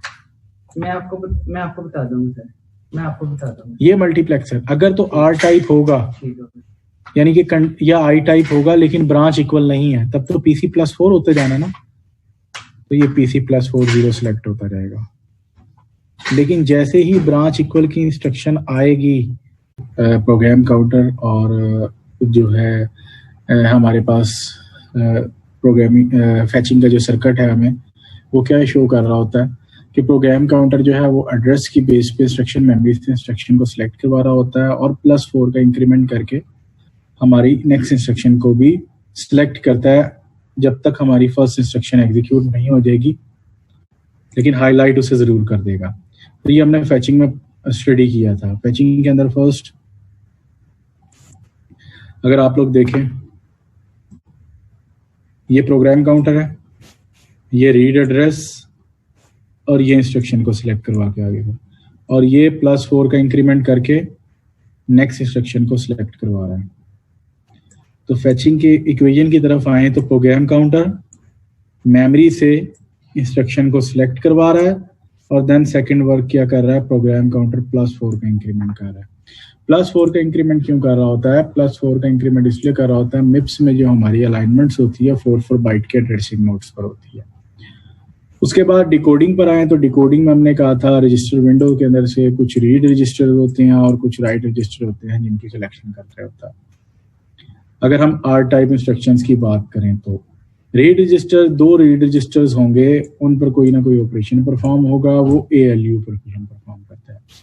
ये ALU जो परफॉर्म करेगा इसे थर्ड स्टेज कहते हैं एग्जीक्यूशन। ALU उसकी परफॉर्मेंस देगा और वापस डाटा रजिस्टर में राइट कर देगा अरिथमेटिक इंस्ट्रक्शन के केस में, क्योंकि हमने अरिथमेटिक R टाइप की इंस्ट्रक्शन देखी हैं, आप लोगों को असाइनमेंट्स में भी काफ़ी इंस्ट्रक्शन दी थी, तो उसमें मेंशंस हैं जो R टाइप की इंस्ट्रक्शंस हैं उनमें ऑल रजिस्टर्स इंक्लूड होते हैं और दोनों रीड रजिस्टर डाटा रीड करने के बाद उन पर ऑपरेशन परफॉर्म करते हैं और देन वापस डाटा राइट होता है। इसे 5th स्टेज कहते हैं राइट बैक को। 4th स्टेज मेमोरी होती है और मेमोरी सिर्फ लोड वर्ड और स्टोर वर्ड इंस्ट्रक्शंस हैं उसके केस में यूज की जाती हैं। उसके बाद आ जाता है डाटा मेमोरी का यूज। तो अब वो देखें, लोड वर्ड और स्टोर वर्ड के लिए हमने कहा था कि बेस एड्रेस प्लस ऑफसेट मिलकर मेमोरी लोकेशन को सिलेक्ट करते हैं और ऑफसेट यानी कि एड्रेस जो है हमारा वो 16 बिट में होता है। जब हम मशीन कोड पर डिवाइड करते हैं, लेकिन हमारा आर्किटेक्चर 32 बिट का है, तो हम 32 बिट के अंदर इसको कन्वर्ट कर लेते हैं 16 बिट से।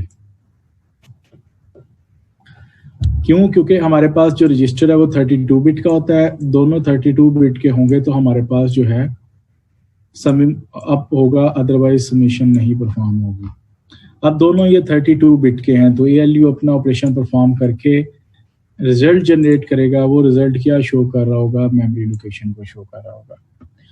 अब मेमोरी लोकेशन पर रीड होना है या राइट होना है, ये कंट्रोल यूनिट सिग्नल देता है on the basis of opcode of load word.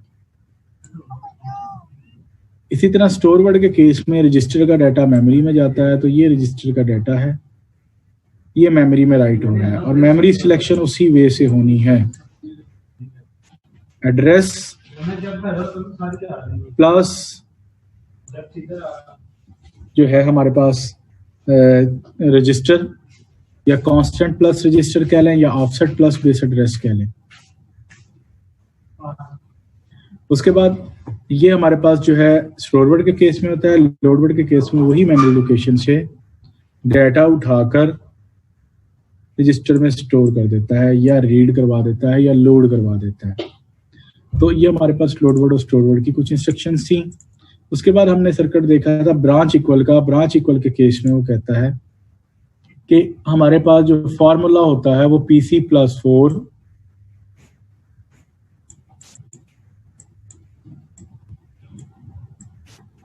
Plus I × 4 होता है।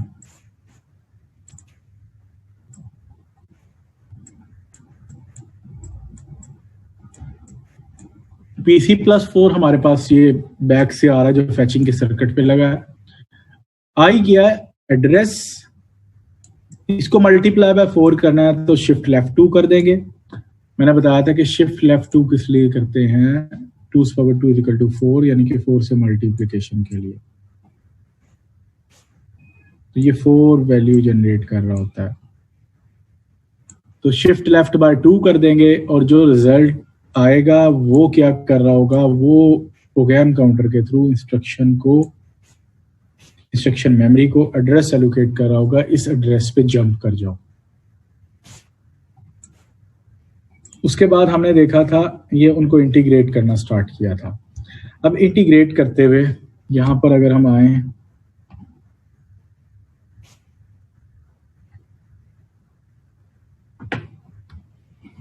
अगर आप लोग देखें हमारे पास अब कंबाइन कर रहे हैं सर्किट को।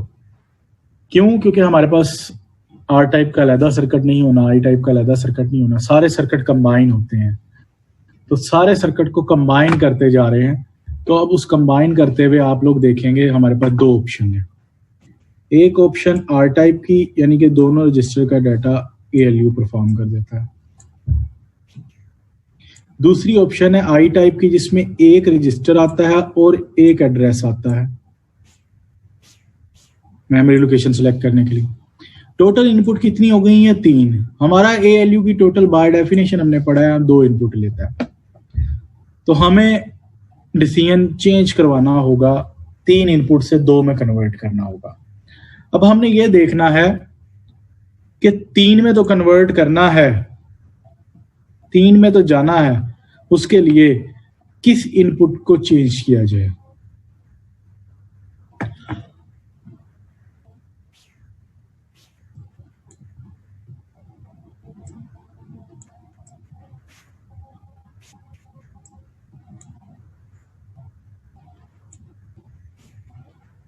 अब अगर आप दोनों रजिस्टर यूज होते हैं यानी कि A रजिस्टर और ये B रजिस्टर, I टाइप के केस में एक रजिस्टर A रजिस्टर और कांस्टेंट यानी कि इसने ऑलवेज यूज होना ही होना है। इन दोनों का डिसीजन चेंज होना है। तो जब 2 इनपुट्स हैं उसे एक में कन्वर्ट करना है, मैनी इनपुट्स पे एक आउटपुट पे चेंज करने के लिए मल्टीप्लेक्सर यूज करते हैं on the basis of selection input या ऑपरेशन इनपुट। यानी कि इसको मैं 0 का नाम दे देता हूं और इसको 1 का नाम दे देता हूं। अगर तो 0 सिग्नल होगा ये R टाइप का ऑपरेशन परफॉर्म करेगा, यहां पर रजिस्टर भेज देगा वो B रजिस्टर, A ऑलरेडी है। अगर यहां पर 1 दे देता है वो ऑपरेशन सिग्नल तो यहां पर एड्रेस आ जाएगा, ऑफसेट आ जाएगा। तो यहां मैं एड्रेस लिख देता हूं। तो A प्लस एड्रेस यानी कि रजिस्टर प्लस एड्रेस मिलके मेमोरी लोकेशन को सिलेक्ट करवा देंगे। ये मल्टीप्लेक्सर हमारा ये करता है। उसके बाद ये मल्टीप्लेक्सर को उसने एडजस्ट कर दिया। ठीक है, फर्स्ट मल्टीप्लेक्सर एडजस्ट हो गया। मल्टीप्लेक्सर वाहिद सर्किट है जो मैनी इनपुट्स पर 1 आउटपुट प्रोड्यूस करता है on the basis of selection inputs. वो सिलेक्शन इनपुट्स कहां से होंगी, वो हमारा ऑपरेशन कोड डिसाइड करवाएगा कंट्रोल यूनिट से। कंट्रोल यूनिट बताएगा। अब मैंने कोई भी वर्क परफॉर्म करवाना है तो मेरा माइंड बता रहा है माइंड से कंट्रोल कर रहा हूँ, माइंड एक्टिव कर रहा है, इस हैंड की मूवमेंट को एक्टिव करना है, माइंड ने कोई भी ऑपरेशन सिग्नल को एक्टिव करना है, मेरे बॉडी को एक्टिव करना है किसी भी पार्ट को, तो माइंड एक्टिव करवा रहा है, ठीक है। तो मैंने फिंगर से वर्क लेना है, हैंड से वर्क लेना है, ठीक है, या कोई भी टिपिकल वर्क लेना है, वो जो भी प्रोड्यूस करवाना चाह रहा हूँ वो हमारा माइंड बता रहा है। तो ये भी सिग्नल कंट्रोल यूनिट बता रहा है जो माइंड का काम कर रहा है। नेक्स्ट, अब देखें एक और कॉन्फ्लिक्ट आ रहा है, इसने बताया अभी R type and load store are similar in many respect. Differences क्या है? Second ALU source, R type use register, I type use immediate, ठीक है। इस एएलयू के अंदर पहला एएलयू तो फेचिंग का है ना। उसके बाद राइट डाटा के केस में R type use ALU result, I type use memory. तो वो कह रहा है कि mux in conflicting of data path को दूर कर सकता है। कैसे? इस एएलयू में क्या प्रॉब्लम आ रही थी, ये हमने रिजॉल्व कर दी। अब यही काम मेमोरी में भी हो रहा है। देखें, हमने राइट रजिस्टर करना है किसके केस में? एएलयू का डाटा उठाकर रजिस्टर में राइट करना है आर टाइप के केस में, आई टाइप के केस में मेमोरी का डाटा उठाकर रजिस्टर में राइट करना है। तो यहां पर भी कितनी ऑप्शन आ गई? 2 ऑप्शन आ गई। जब 2 ऑप्शन आ गई तो इसका मतलब है कि यहां पर भी कॉन्फ्लिक्ट आ गया। अब इसको कॉन्फ्लिक्ट को रिमूव कर सकता है सिर्फ मल्टीप्लेक्सर, क्योंकि मैनी इनपुट्स पे 1 आउटपुट सिर्फ मल्टीप्लेक्सर देता है। यानी कि मेमोरी से जो डाटा उठाया वो भी, और जो एएलयू से डाटा आया उन दोनों पर मल्टीप्लेक्सर लगना चाहिए। फिर डाटा जो है वो जाएगा रजिस्टर के अंदर।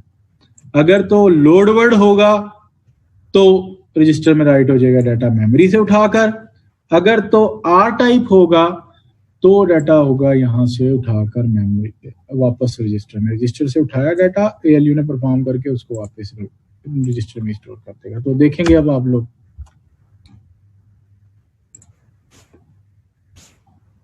ये देखिए, ये लोड वर्ड और आर टाइप का डाटा है और इनके कॉम्बिनेशन से ये रजिस्टर राइट का डाटा आ गया। ये 1 4 लोड वर्ड के केस में मेमोरी से डाटा उठाएगा, रजिस्टर में राइट कर देगा। एंड 0 4 आर टाइप के केस में एएलयू जो ऑपरेशन परफॉर्म करके डाटा देगा वो वापस रजिस्टर में स्टोर करा देगा। तो ये कॉन्फ्लिक्ट दूर करने के लिए हमने मल्टीप्लेक्सर का यूज किया। अब उस सर्किट को और कंबाइन कर रहा है। कैसे कंबाइन कर रहा है? फैचिंग का सर्किट भी लगा रहा है। पहले सिर्फ हमने डिकोडिंग, एग्जीक्यूशन और मेमोरी को देखा है, फैचिंग को सेपरेट देखा था।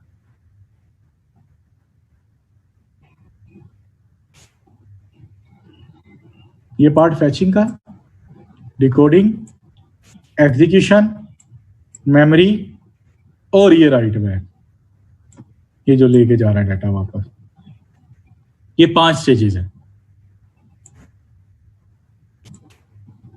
फैचिंग के अंदर प्रोग्राम काउंटर इंस्ट्रक्शन मेमोरी से इंस्ट्रक्शन सिलेक्ट करवाएगा और +4 का साथ ही इंक्रीमेंट करवाकर नेक्स्ट इंस्ट्रक्शन को भी यहां हाईलाइट करवा देगा। जब ये एग्जीक्यूट हो जाएगी इंस्ट्रक्शन, अगली इंस्ट्रक्शन सिलेक्ट हो जाएगी। तो फैचिंग के केस में, डिकोडिंग के केस में दोनों रीड रजिस्टर पे डाटा आएगा, इन दोनों पर ऑपरेशन परफॉर्म होगा। अभी आर टाइप की बात कर रहा हूं। और एएलयू ऑपरेशन परफॉर्म कराने के बाद ये डाटा को यहां से सेंड कर देगा। इस तरीके से आप लोगों ने डाटा पाथ को हाईलाइट करते जाना। अगर यही आई टाइप है, आई टाइप के केस में एक रजिस्टर सिलेक्ट होगा जो यहां आ जाएगा, दूसरा एड्रेस होगा जो यहां से इधर आकर इधर एएलयू पे आएगा। ये मेमोरी लोकेशन को सिलेक्ट करवा देंगे और मेमोरी लोकेशन में से डाटा लोड वर्ड के केस में रीड होगा और वो जाकर डाटा राइट रजिस्टर में।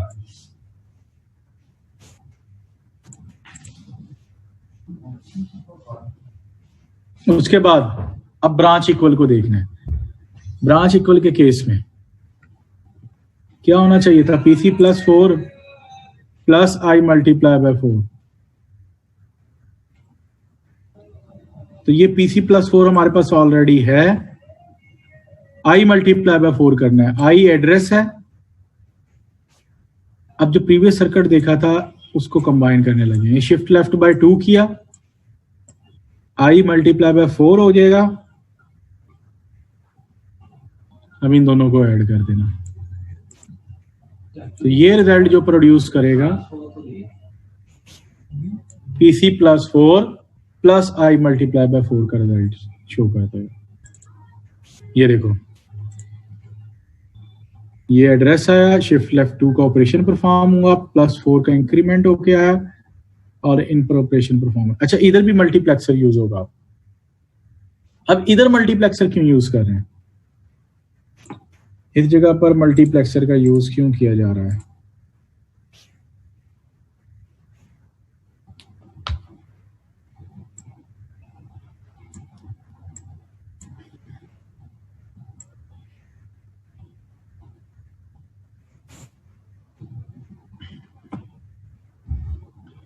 बेसिकली जब हमारे पास एडिशन की इंस्ट्रक्शन चल रही है, सब्ट्रैक्शन की चल रही है, एंड की चल रही है, और की चल रही है, तब इंक्रीमेंट क्या हो रहा है? +4 का इंक्रीमेंट होता जा रहा है।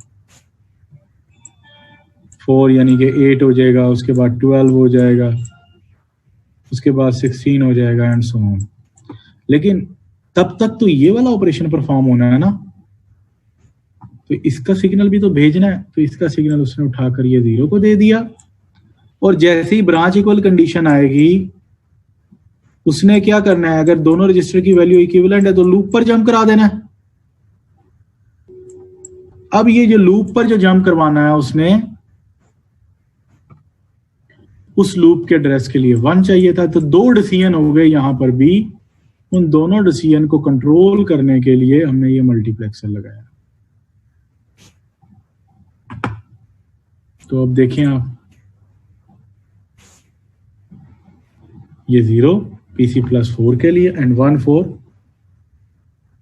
तो ये सिग्नल भी ऑपरेशन सिग्नल कंट्रोल यूनिट से आएगा। तो उसने बताया now we have the data path for R type, I type and branch instruction. अब ये जो कंप्लीट डाटा पाथ है R टाइप, I टाइप और ब्रांच इक्वल के लिए, और हमारे पास इंस्ट्रक्शंस होती भी कंडीशनल और कौन सी, मेमोरी और अरिथमेटिक एंड लॉजिकल ऑपरेशंस की इंस्ट्रक्शन होती है। अब अनकंडीशनल रहनी, सिर्फ जंप से पहले हम कंट्रोल यूनिट सर्किट्स को स्टडी करते हैं। अच्छा, उसने अब चीजों को डिफाइन किया 1 बाय 1। फर्स्ट, हमारे पास मेमोरीज हैं। मेमोरीज ऑलवेज क्लॉक डिपेंडेंट होती हैं, यानी कि मेमोरी को रीड एंड राइट का सिग्नल मिलेगा तो ऑपरेशन परफॉर्म करेंगे। वो क्लॉकिंग मेथोडोलॉजी नहीं स्टार्ट में पढ़ी थी हमने, ये तो क्या है, मेमोरी से डाटा रीड हुआ, जैसे ही क्लॉक सिग्नल गया, देखें रीड का सिग्नल हुआ, ऑपरेशन परफॉर्म हुआ, और जैसे ही राइट तब जाएगा जब राइट का सिग्नल आएगा। नीचे देखें क्लॉक के ऊपर राइट का सिग्नल आया। तो same in the case of architecture, program counter instruction memory को सिलेक्ट करवाएगा। रजिस्टर विंडो में राइट रजिस्टर तब होगा जब क्लॉक सिग्नल आएगा। डाटा मेमोरी में रीड एंड राइट तब होगा तब क्लॉक सिग्नल आएगा। अब वो बता रहा है कि ये एलयू क्या काम कर रहा है। एलयू कौन से ऑपरेशन परफॉर्म कर रहा है? All arithmetic and logical operation और मेमोरी की सिलेक्शन करवा रहा है। ये मल्टीप्लेक्सर क्या कर रहा है? आर टाइप या आई टाइप की सिलेक्शन करवा रहा है। ये रजिस्टर क्या कर रहा है? ये रीड एंड राइट रजिस्टर को हाईलाइट कर रहा है, और राइट रजिस्टर के लिए हमें क्लॉक सिग्नल की जरूरत है। ये मल्टीप्लेक्सर क्या कर रहा है? ये मल्टीप्लेक्सर हमारे पास ब्रांचेस के लिए है कि ब्रांच इक्वल टू होगा या नहीं होगा। अगर नहीं होगा तो जस्ट PC+4, अगर होगा तो PC+4 plus I multiply by 4। ये डाटा मेमोरी क्या कर रही है? मेमोरी रीड एंड राइट के लिए है, जो भी मेमोरी में डाटा पड़ा है वो रीड करवाएगा या राइट करवाएगा। ये ALU क्या कर रहा है? ये ALU लोड वर्ड और आर टाइप की केस में रजिस्टर का डाटा मेमोरी का डाटा रजिस्टर में लेके जा रहा है, और रजिस्टर का डाटा जो ALU ने ऑपरेशन परफॉर्म किया आर टाइप के केस में रजिस्टर में लेके जा रहा है। यानी कि लोड वर्ड और आर टाइप की सिलेक्शन करवा रहा है। तो उसने ये एक्सप्लेन भी कर दिया है। उसके बाद ALU के सर्किट पे आए, तो आप लोगों ने ऑलरेडी ALU का सर्किट हमने पढ़ लिया है।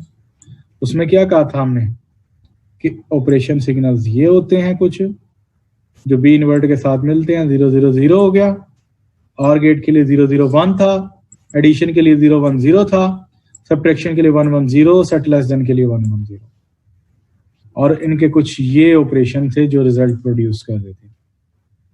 तो उसने बताया अभी ये add, subtract, and or for all arithmetic instruction, ठीक है। उसके बाद subtract for a branch on equal, subtract and set less than, add for a memory access. तो सारी चीजों को उसने एक्सप्लेन किया हुआ है।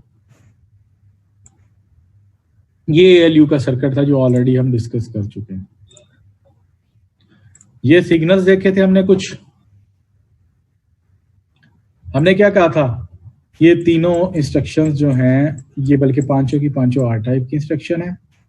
जब भी R टाइप की इंस्ट्रक्शन होगी इसका ऑपरेशन कोड क्या होगा, 1 0 होगा, और इसका कंट्रोल सिग्नल क्या होगा, 0 1 0 for addition, 1 1 0 for subtraction, 0 0 for and, 0 0 1 for or, 1 1 1 for set less than. अगर इंस्ट्रक्शन होंगी लोड वर्ड, स्टोर्ड वर्ड और ब्रांच इक्वल, तो ये I टाइप की इंस्ट्रक्शन है। देखें R टाइप में फंक्शन कोड होता है, I टाइप में फंक्शन नहीं होता, इसलिए क्रॉस लगा हुआ, डॉट के यूज हुए। क्यों ही होता है, क्योंकि इसकी सारी बिट एड्रेस को एलोकेट होती है। तो लोड वर्ड और स्टोर वर्ड क्या है, उसके लिए हमारे पास 0 0 ऑपरेशन होगा, और लोड वर्ड का काम एडिशन के थ्रू होना है। तो कंट्रोल सिग्नल देखें एडिशन वाला ही है, देखें उसने कंट्रोल एक्शन पर एडिशन लिखा हुआ, और ब्रांच इक्वल के एक्शन के लिए सब्ट्रैक्शन ऑपरेशन परफॉर्म होगा, और उस पर देखें कोड सब्ट्रैक्शन ऑपरेशन वाला ही होगा अगर आप लोग देखें तो, और ब्रांच इक्वल का ओप होगा, ऑपरेशन सिग्नल होगा 0 1। तो टोटल 3 ऑपरेशन सिग्नल होते हैं। R टाइप के लिए 1 0, लोड वर्ड स्टोर वर्ड के लिए, मेमोरी के लिए 0 0 0, कंडीशनल इंस्ट्रक्शन के लिए 0 1 0, और अनकंडीशनल में ALU का यूज ही नहीं होता। वो कह रहा है the instruction hold the key to all of the data signal R type, I type,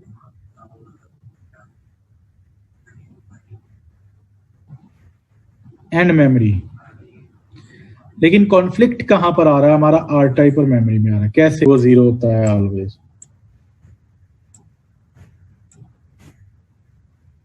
ठीक है। उसके बाद आपने देखना है फर्स्ट सोर्स रजिस्टर को, ये फर्स्ट सोर्स रजिस्टर $0, और मैंने रजिस्टर टेबल गिवन दिया हुआ है आप लोगों को, स्लाइड में गिवन है। तो रजिस्टर टेबल की वैल्यू 16 होती है, 16 को 5 बिट में लिख दें।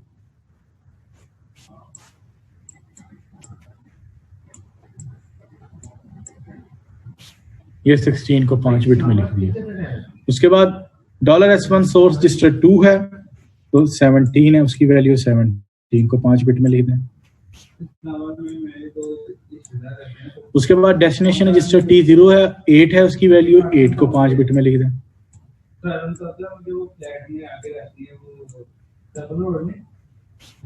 उसके बाद शिफ्टिंग मैंने बताया था कि यूज नहीं होनी, तो 5 बिट में यूज, सिर्फ शिफ्ट लेफ्ट लॉजिक और शिफ्ट राइट लॉजिक में होनी है।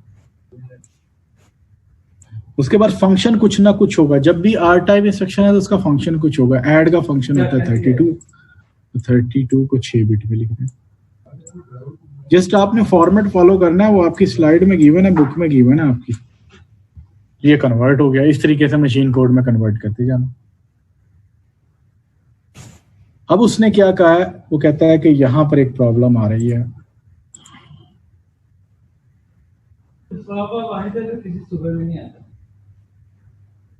अगर आप लोग आर्किटेक्चर देखें,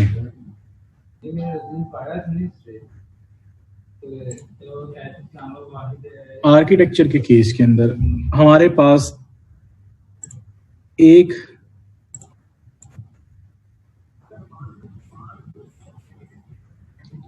ये S0 and S1 RT and RS है। अगर आप लोग देखें कि आप लोगों के पास रीड रजिस्टर ए तो डिसीजन कर जाता है, लेकिन यहाँ पर हमारे पास राइट रजिस्टर एक है और हमारे डिसीजन राइट के दो हो रहे हैं। एक लोड वर्ड के केस में होता है, वापस आता है, रजिस्टर का डाटा मेमोरी में लेके जाता है, राइट करता है, और रजिस्टर का मेमोरी का डाटा उठाकर रजिस्टर में राइट करता है। और दूसरा एएलयू का डाटा उठाकर रजिस्टर में, जिसके लिए हमने मल्टीप्लेक्सर लगाया था। ये दो डिसीजन है, तो दो डिसीजन यहाँ पर हो रहे हैं, इसके लिए हमने यहाँ पर तो मल्टीप्लेक्सर यूज कर लिया है, लेकिन इनकी बिट्स की सिलेक्शन भी तो डिफरेंट हो सकती हैं। तो वो चेक करते हैं, तो वो कहता है कि इनकी बिट्स में भी कॉन्फ्लिक्ट है। कैसे है? ओप कोड 6 बिट 26 से 31 होती हैं, आखिरी 6 बिट ओप कोड के लिए होती हैं, ये इसमें फिक्स है, दोनों की सेम है। आरएस, दोनों के केस में आरएस का यूज है, आर टाइप के केस में भी, मेमोरी के केस में भी। आर टाइप के केस में क्या है, दोनों सम अप होने हैं, रजिस्टर यूज होना है। मेमोरी के केस में मेमोरी लोकेशन सिलेक्ट होनी है, रजिस्टर प्लस कांस्टेंट होना, तो रजिस्टर का यूज हो रहा है, तो दोनों सेम है। अब आरटी के केस में ये सोर्स रजिस्टर 2 है, इसमें सिर्फ रीडिंग हो रही है। इसमें सोर्स रजिस्टर के केस में इसमें रीडिंग भी हो रही है, राइटिंग भी हो रही है। यहां देखें, दो काम हो रहे हैं, तो इसमें कॉन्फ्लिक्ट है, जाहिर सी बात है कॉन्फ्लिक्ट है। किसके साथ? जब आर टाइप की बिट 11 से 15 राइट हो रही होंगी, उस टाइम 16 से बिट जो है ना फ्री है, लेकिन मेमोरी के केस में ये 11 से 15 बिट जो है वो राइट रजिस्टर को शो कर रही है। आर टाइप के केस में यहां पर R T is equivalent to R होता है, मैंने बताया था लास्ट टाइम भी। लोडवर्ड के केस में 16 से 20 बिट होनी है यूज। इसको भी राइट करने के लिए बिट चाहिए, इसको भी राइट करने के लिए बिट चाहिए। इसको बिट 11 से 15 चाहिए, इसको चाहिए 16 से 20। हमारे आर्किटेक्चर ने तो राइटिंग के लिए एक वे लेना है, क्योंकि उसके बाद मेमोरी के अंदर सिर्फ एक ही राइट रजिस्टर पड़ा है।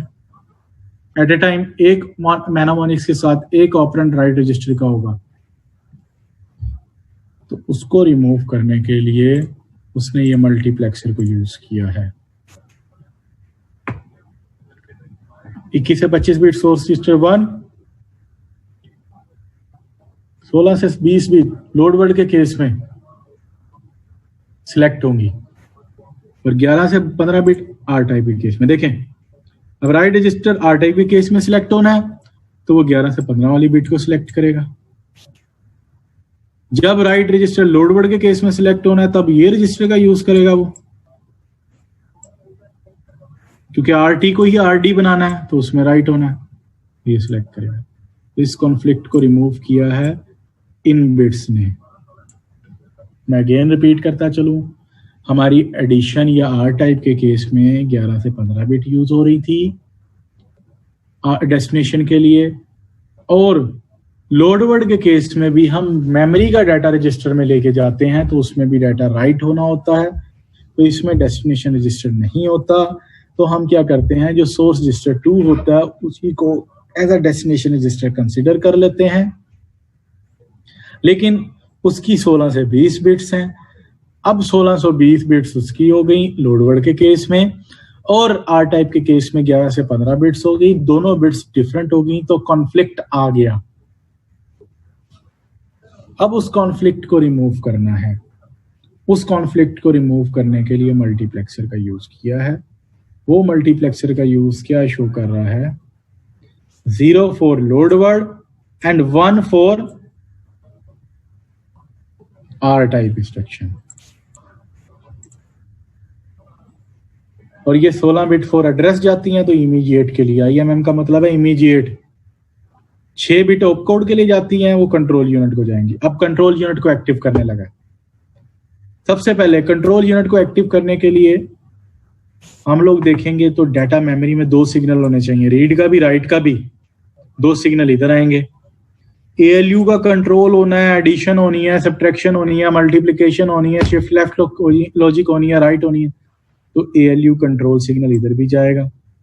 लेकिन वो कहाँ से जाएगा? फंक्शन बिट्स, तो यहाँ से 6 बिट फंक्शन बिट की भी होंगी जो ALU कंट्रोल के थ्रू इसको देंगी सिग्नल, क्योंकि फंक्शन बिट जो है R टाइप में सिलेक्ट करवाता है, एडिशन होनी है, सब्ट्रैक्शन होनी है या कोई भी ऑपरेशन परफॉर्म होना है।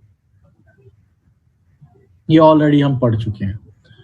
तो ALU ऑप ये बताएगा कि मेमोरी इंस्ट्रक्शन है या अरिथमेटिक इंस्ट्रक्शन है। मेमोरी के लिए कोड क्या था? 00 था, ब्रांच इक्वल के लिए 10 था और अरिथमेटिक के लिए 01 था। यानी कि 2 सिग्नल ALU में भी जाने हैं। एक सिग्नल राइट रजिस्टर सिलेक्ट होना है, इसमें भी जाना है, एक इस मल्टीप्लेक्सर को जाना है, एक इस मल्टीप्लेक्सर को जाना है, एक इस मल्टीप्लेक्सर को जाना है, एक इस मल्टीप्लेक्सर को जाना है। तो यानी कि इसमें कंट्रोल यूनिट के काफी सिग्नल्स चाहिए। तो देखो कंट्रोल यूनिट के सिग्नल को आप अटैच करेगा। पहले ALU कंट्रोल का बताओ, ऑपरेशन सिग्नल। तो देखें ALU ऑपरेशन सिग्नल ये कंट्रोल यूनिट से आएगा यहां से,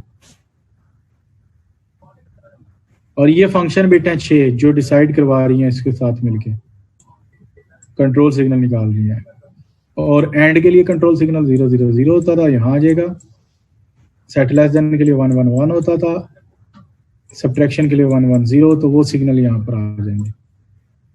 चेक करें आप।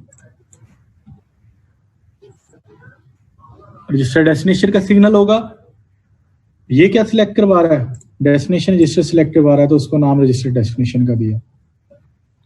ठीक है, ये क्या सिलेक्ट करवा रहा है? मेमोरी का डाटा रजिस्टर में लेके जाना है या नहीं, तो मेमोरी टू रजिस्टर का नाम दिया।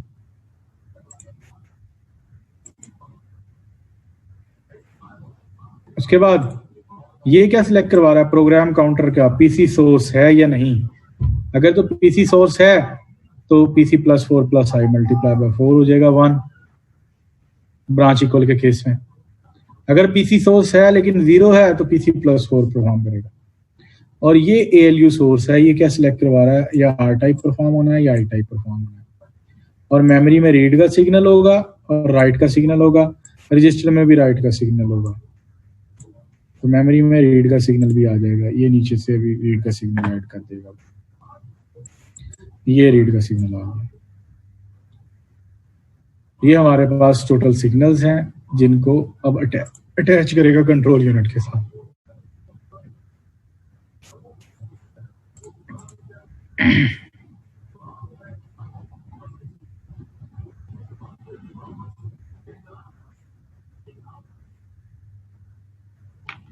अब इन कंट्रोल सिग्नल्स को उसने डिफाइन भी किया है।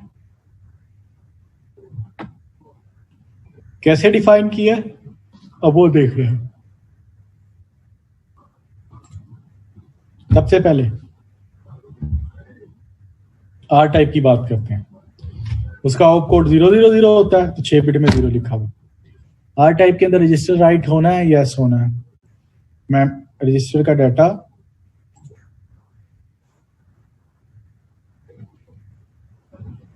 बताने उसके बाद बस क्लोज करते।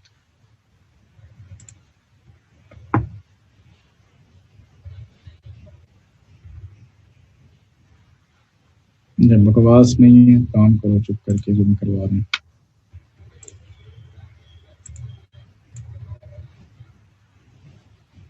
अच्छा, हम डिस्कस कर रहे थे inside the control Oval structure को। अब R फॉर्मेट का ऑप कोड होता है 0, तो उसने 0 मेंशन किया है। रजिस्टर राइट होगा, यस यूज होगा। क्यों रजिस्टर राइट यूज होगा? क्योंकि हमने रजिस्टर पे ऑपरेशन परफॉर्म होने के बाद रिजल्ट वापस रजिस्टर में ही शो करना है। उसके बाद ALU सोर्स 0 क्यों किया हुआ है उसने? आप लोग देखें, ये ALU सोर्स है, तो R टाइप के केस में ये रजिस्टर का डाटा नहीं लेके जाना उसने, तो इन दोनों का सम अप होना है, तो ये 0 सिलेक्ट हुआ। और रजिस्टर राइट क्या होना था? रजिस्टर राइट के लिए इसको सिग्नल 1 मिलना था, तो रजिस्टर राइट सिलेक्ट होना था, तो रजिस्टर राइट को 1 सिलेक्ट किया हुआ है। ALU सोर्स को 0 सिलेक्ट किया हुआ, तो उसने आगे यही किया हुआ। तो ALU सोर्स है। देखिए मेमोरी टू रजिस्टर सिर्फ क्या होगा, लोड वर्ड के केस में होगा, तो इसलिए ये भी 0। रजिस्टर डेस्टिनेशन यस होगा, हमने जो रजिस्टर डेस्टिनेशन के लिए ALU लगाया था।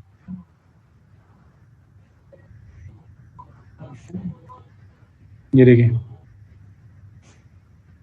ये 1 रजिस्टर डेस्टिनेशन 11 से 15 बिट कौन सी है, R टाइप में यूज होती है, तो R टाइप में यूज होती हैं, तो रजिस्टर डेस्टिनेशन यानी कि यूज हो रहा है, तो रजिस्टर डेस्टिनेशन ये सिलेक्ट हो गया। उसके बाद मेमोरी रीड भी नहीं होता, राइट भी नहीं होता। क्यों नहीं होता, क्योंकि मेमोरी रीड का सिग्नल 0 रहेगा, हम R टाइप में मेमोरी का यूज ही नहीं करते, मेमोरी राइट का यूज भी नहीं करते। पीसी सोर्स क्या होगा, प्रोग्राम काउंटर। देखिए program counter simple R type के केस में PC+4 होना है, यानी कि ये वाला ऑपरेशन परफॉर्म होना है, तो इस पे क्या है 0, तो 0 रहेगा। और ALU ऑफ फिक्स है, उसको हम चेंज नहीं कर सकते, मैंने और पहले भी बताया आपको, वो हमारे पास जो है 1 0 ही रहेगा R टाइप के लिए, लोड वर्ड स्टोर वर्ड के लिए 0 0 और ब्रांच इक्वल के लिए 0 1। उसके बाद लोड वर्ड का देखते हैं। लोड वर्ड का सिर्फ ऑप कोड देखें, 35 चेंज हो गया क्योंकि इसमें फंक्शन नहीं होता। रजिस्टर राइट यस, मेमोरी का डाटा रजिस्टर में राइट करना है।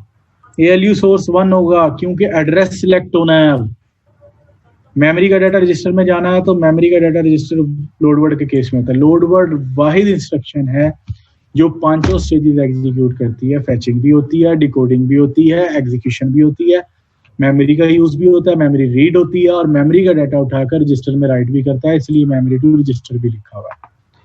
रजिस्टर डेस्टिनेशन नहीं होता, क्यों? क्योंकि इसमें हम सोर्स रजिस्टर को ही डेस्टिनेशन रजिस्टर कंसीडर करते हैं, लेकिन RD नहीं होता हमारे पास, जिसके लिए हमने कॉन्फ्लिक्ट देखा था। मेमोरी रीड होनी है, यस मेमोरी से डाटा रीड होगा तो रजिस्टर में रखेंगे ना। मेमोरी राइट नहीं होनी 0। PC सोर्स वही PC+4 होना है तो 0, और मैंने ALU बताया 0 0 रहेगा। इसी तरह स्टोर वर्ड के अंदर देखें हम, तो स्टोर वर्ड के केस में 43 ऑप कोड होता है, रजिस्टर राइट नहीं होगा क्योंकि इसमें मेमोरी राइट होती है, तो देखिए मेमोरी राइट 1 होगा। और ALU सोर्स 1 होगा क्योंकि मेमोरी की सिलेक्शन करनी है, ALU का यूज होना है और ALU के यूज में कांस्टेंट यूज होना है। मेमोरी रजिस्टर ना 0 होगा ना 1 होगा, ना लोड वर्ड सिलेक्ट कर रहे हैं, ना ही हम क्या कर रहे हैं, अगर आप लोग देखें यहाँ पर, ना ही लोड वर्ड सिलेक्ट हो रहा है ना ही R टाइप सिलेक्ट हो रहा है, इसमें इसका यूज ही नहीं होता, तो इसलिए डोंट केयर आएगा। ALU सोर्स 1 होता है, कांस्टेंट ऐड होता है। PC सोर्स 0 होगा, ठीक है। रजिस्टर डेस्टिनेशन भी ना 0 सिलेक्ट हो रहा है ना 1 हो रहा है, तो ये भी डोंट केयर होगा। तो देखें उन दोनों को डोंट केयर किया हुआ, रजिस्टर डेस्टिनेशन भी don't care, memory to register भी डोंट केयर। मेमोरी रीड 0 रहेगा, मेमोरी राइट 1 होगा, PC सोर्स 0 होगा, और इसका ऑप 0 0 फिक्स है, ये लिखे हुए ये फिक्स हैं तीनों। उसके बाद ब्रांच इक्वल का कुछ ना कुछ ऑप कोड होगा, यस। रजिस्टर राइट होना है ब्रांच इक्वल के केस में नहीं, कंपैरिजन होता है, सब्ट्रैक्शन ऑपरेशन परफॉर्म होता है, दोनों रजिस्टर के ऊपर कंपैरिजन किया जाता है। फर्स्ट रजिस्टर की वैल्यू सेकंड रजिस्टर के इक्विवेलेंट है तो कंडीशन पर जंप कर जाए, तो इसलिए इसका यूज नहीं होना। ना मेमोरी टू रजिस्टर का यूज होना है, डोंट केयर आएगा, ना रजिस्टर टू डेस्टिनेशन इसमें होता। इसमें दोनों सोर्स रजिस्टर होते हैं, ना मेमोरी रीड होनी है ना राइट होनी है। हाँ PC सोर्स 1 होना है और इसका ALU ऑफ 0 1 होगा। अब PC सोर्स 1 क्यों होना है ये देखते हैं।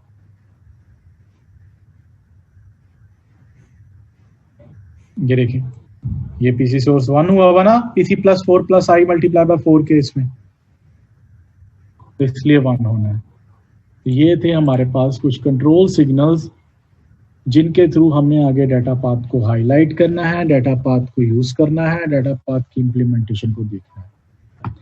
इसे आगे हम नेक्स्ट क्लास में डिस्कस करेंगे। यहाँ तक किसी का क्वेश्चन है तो वो रेज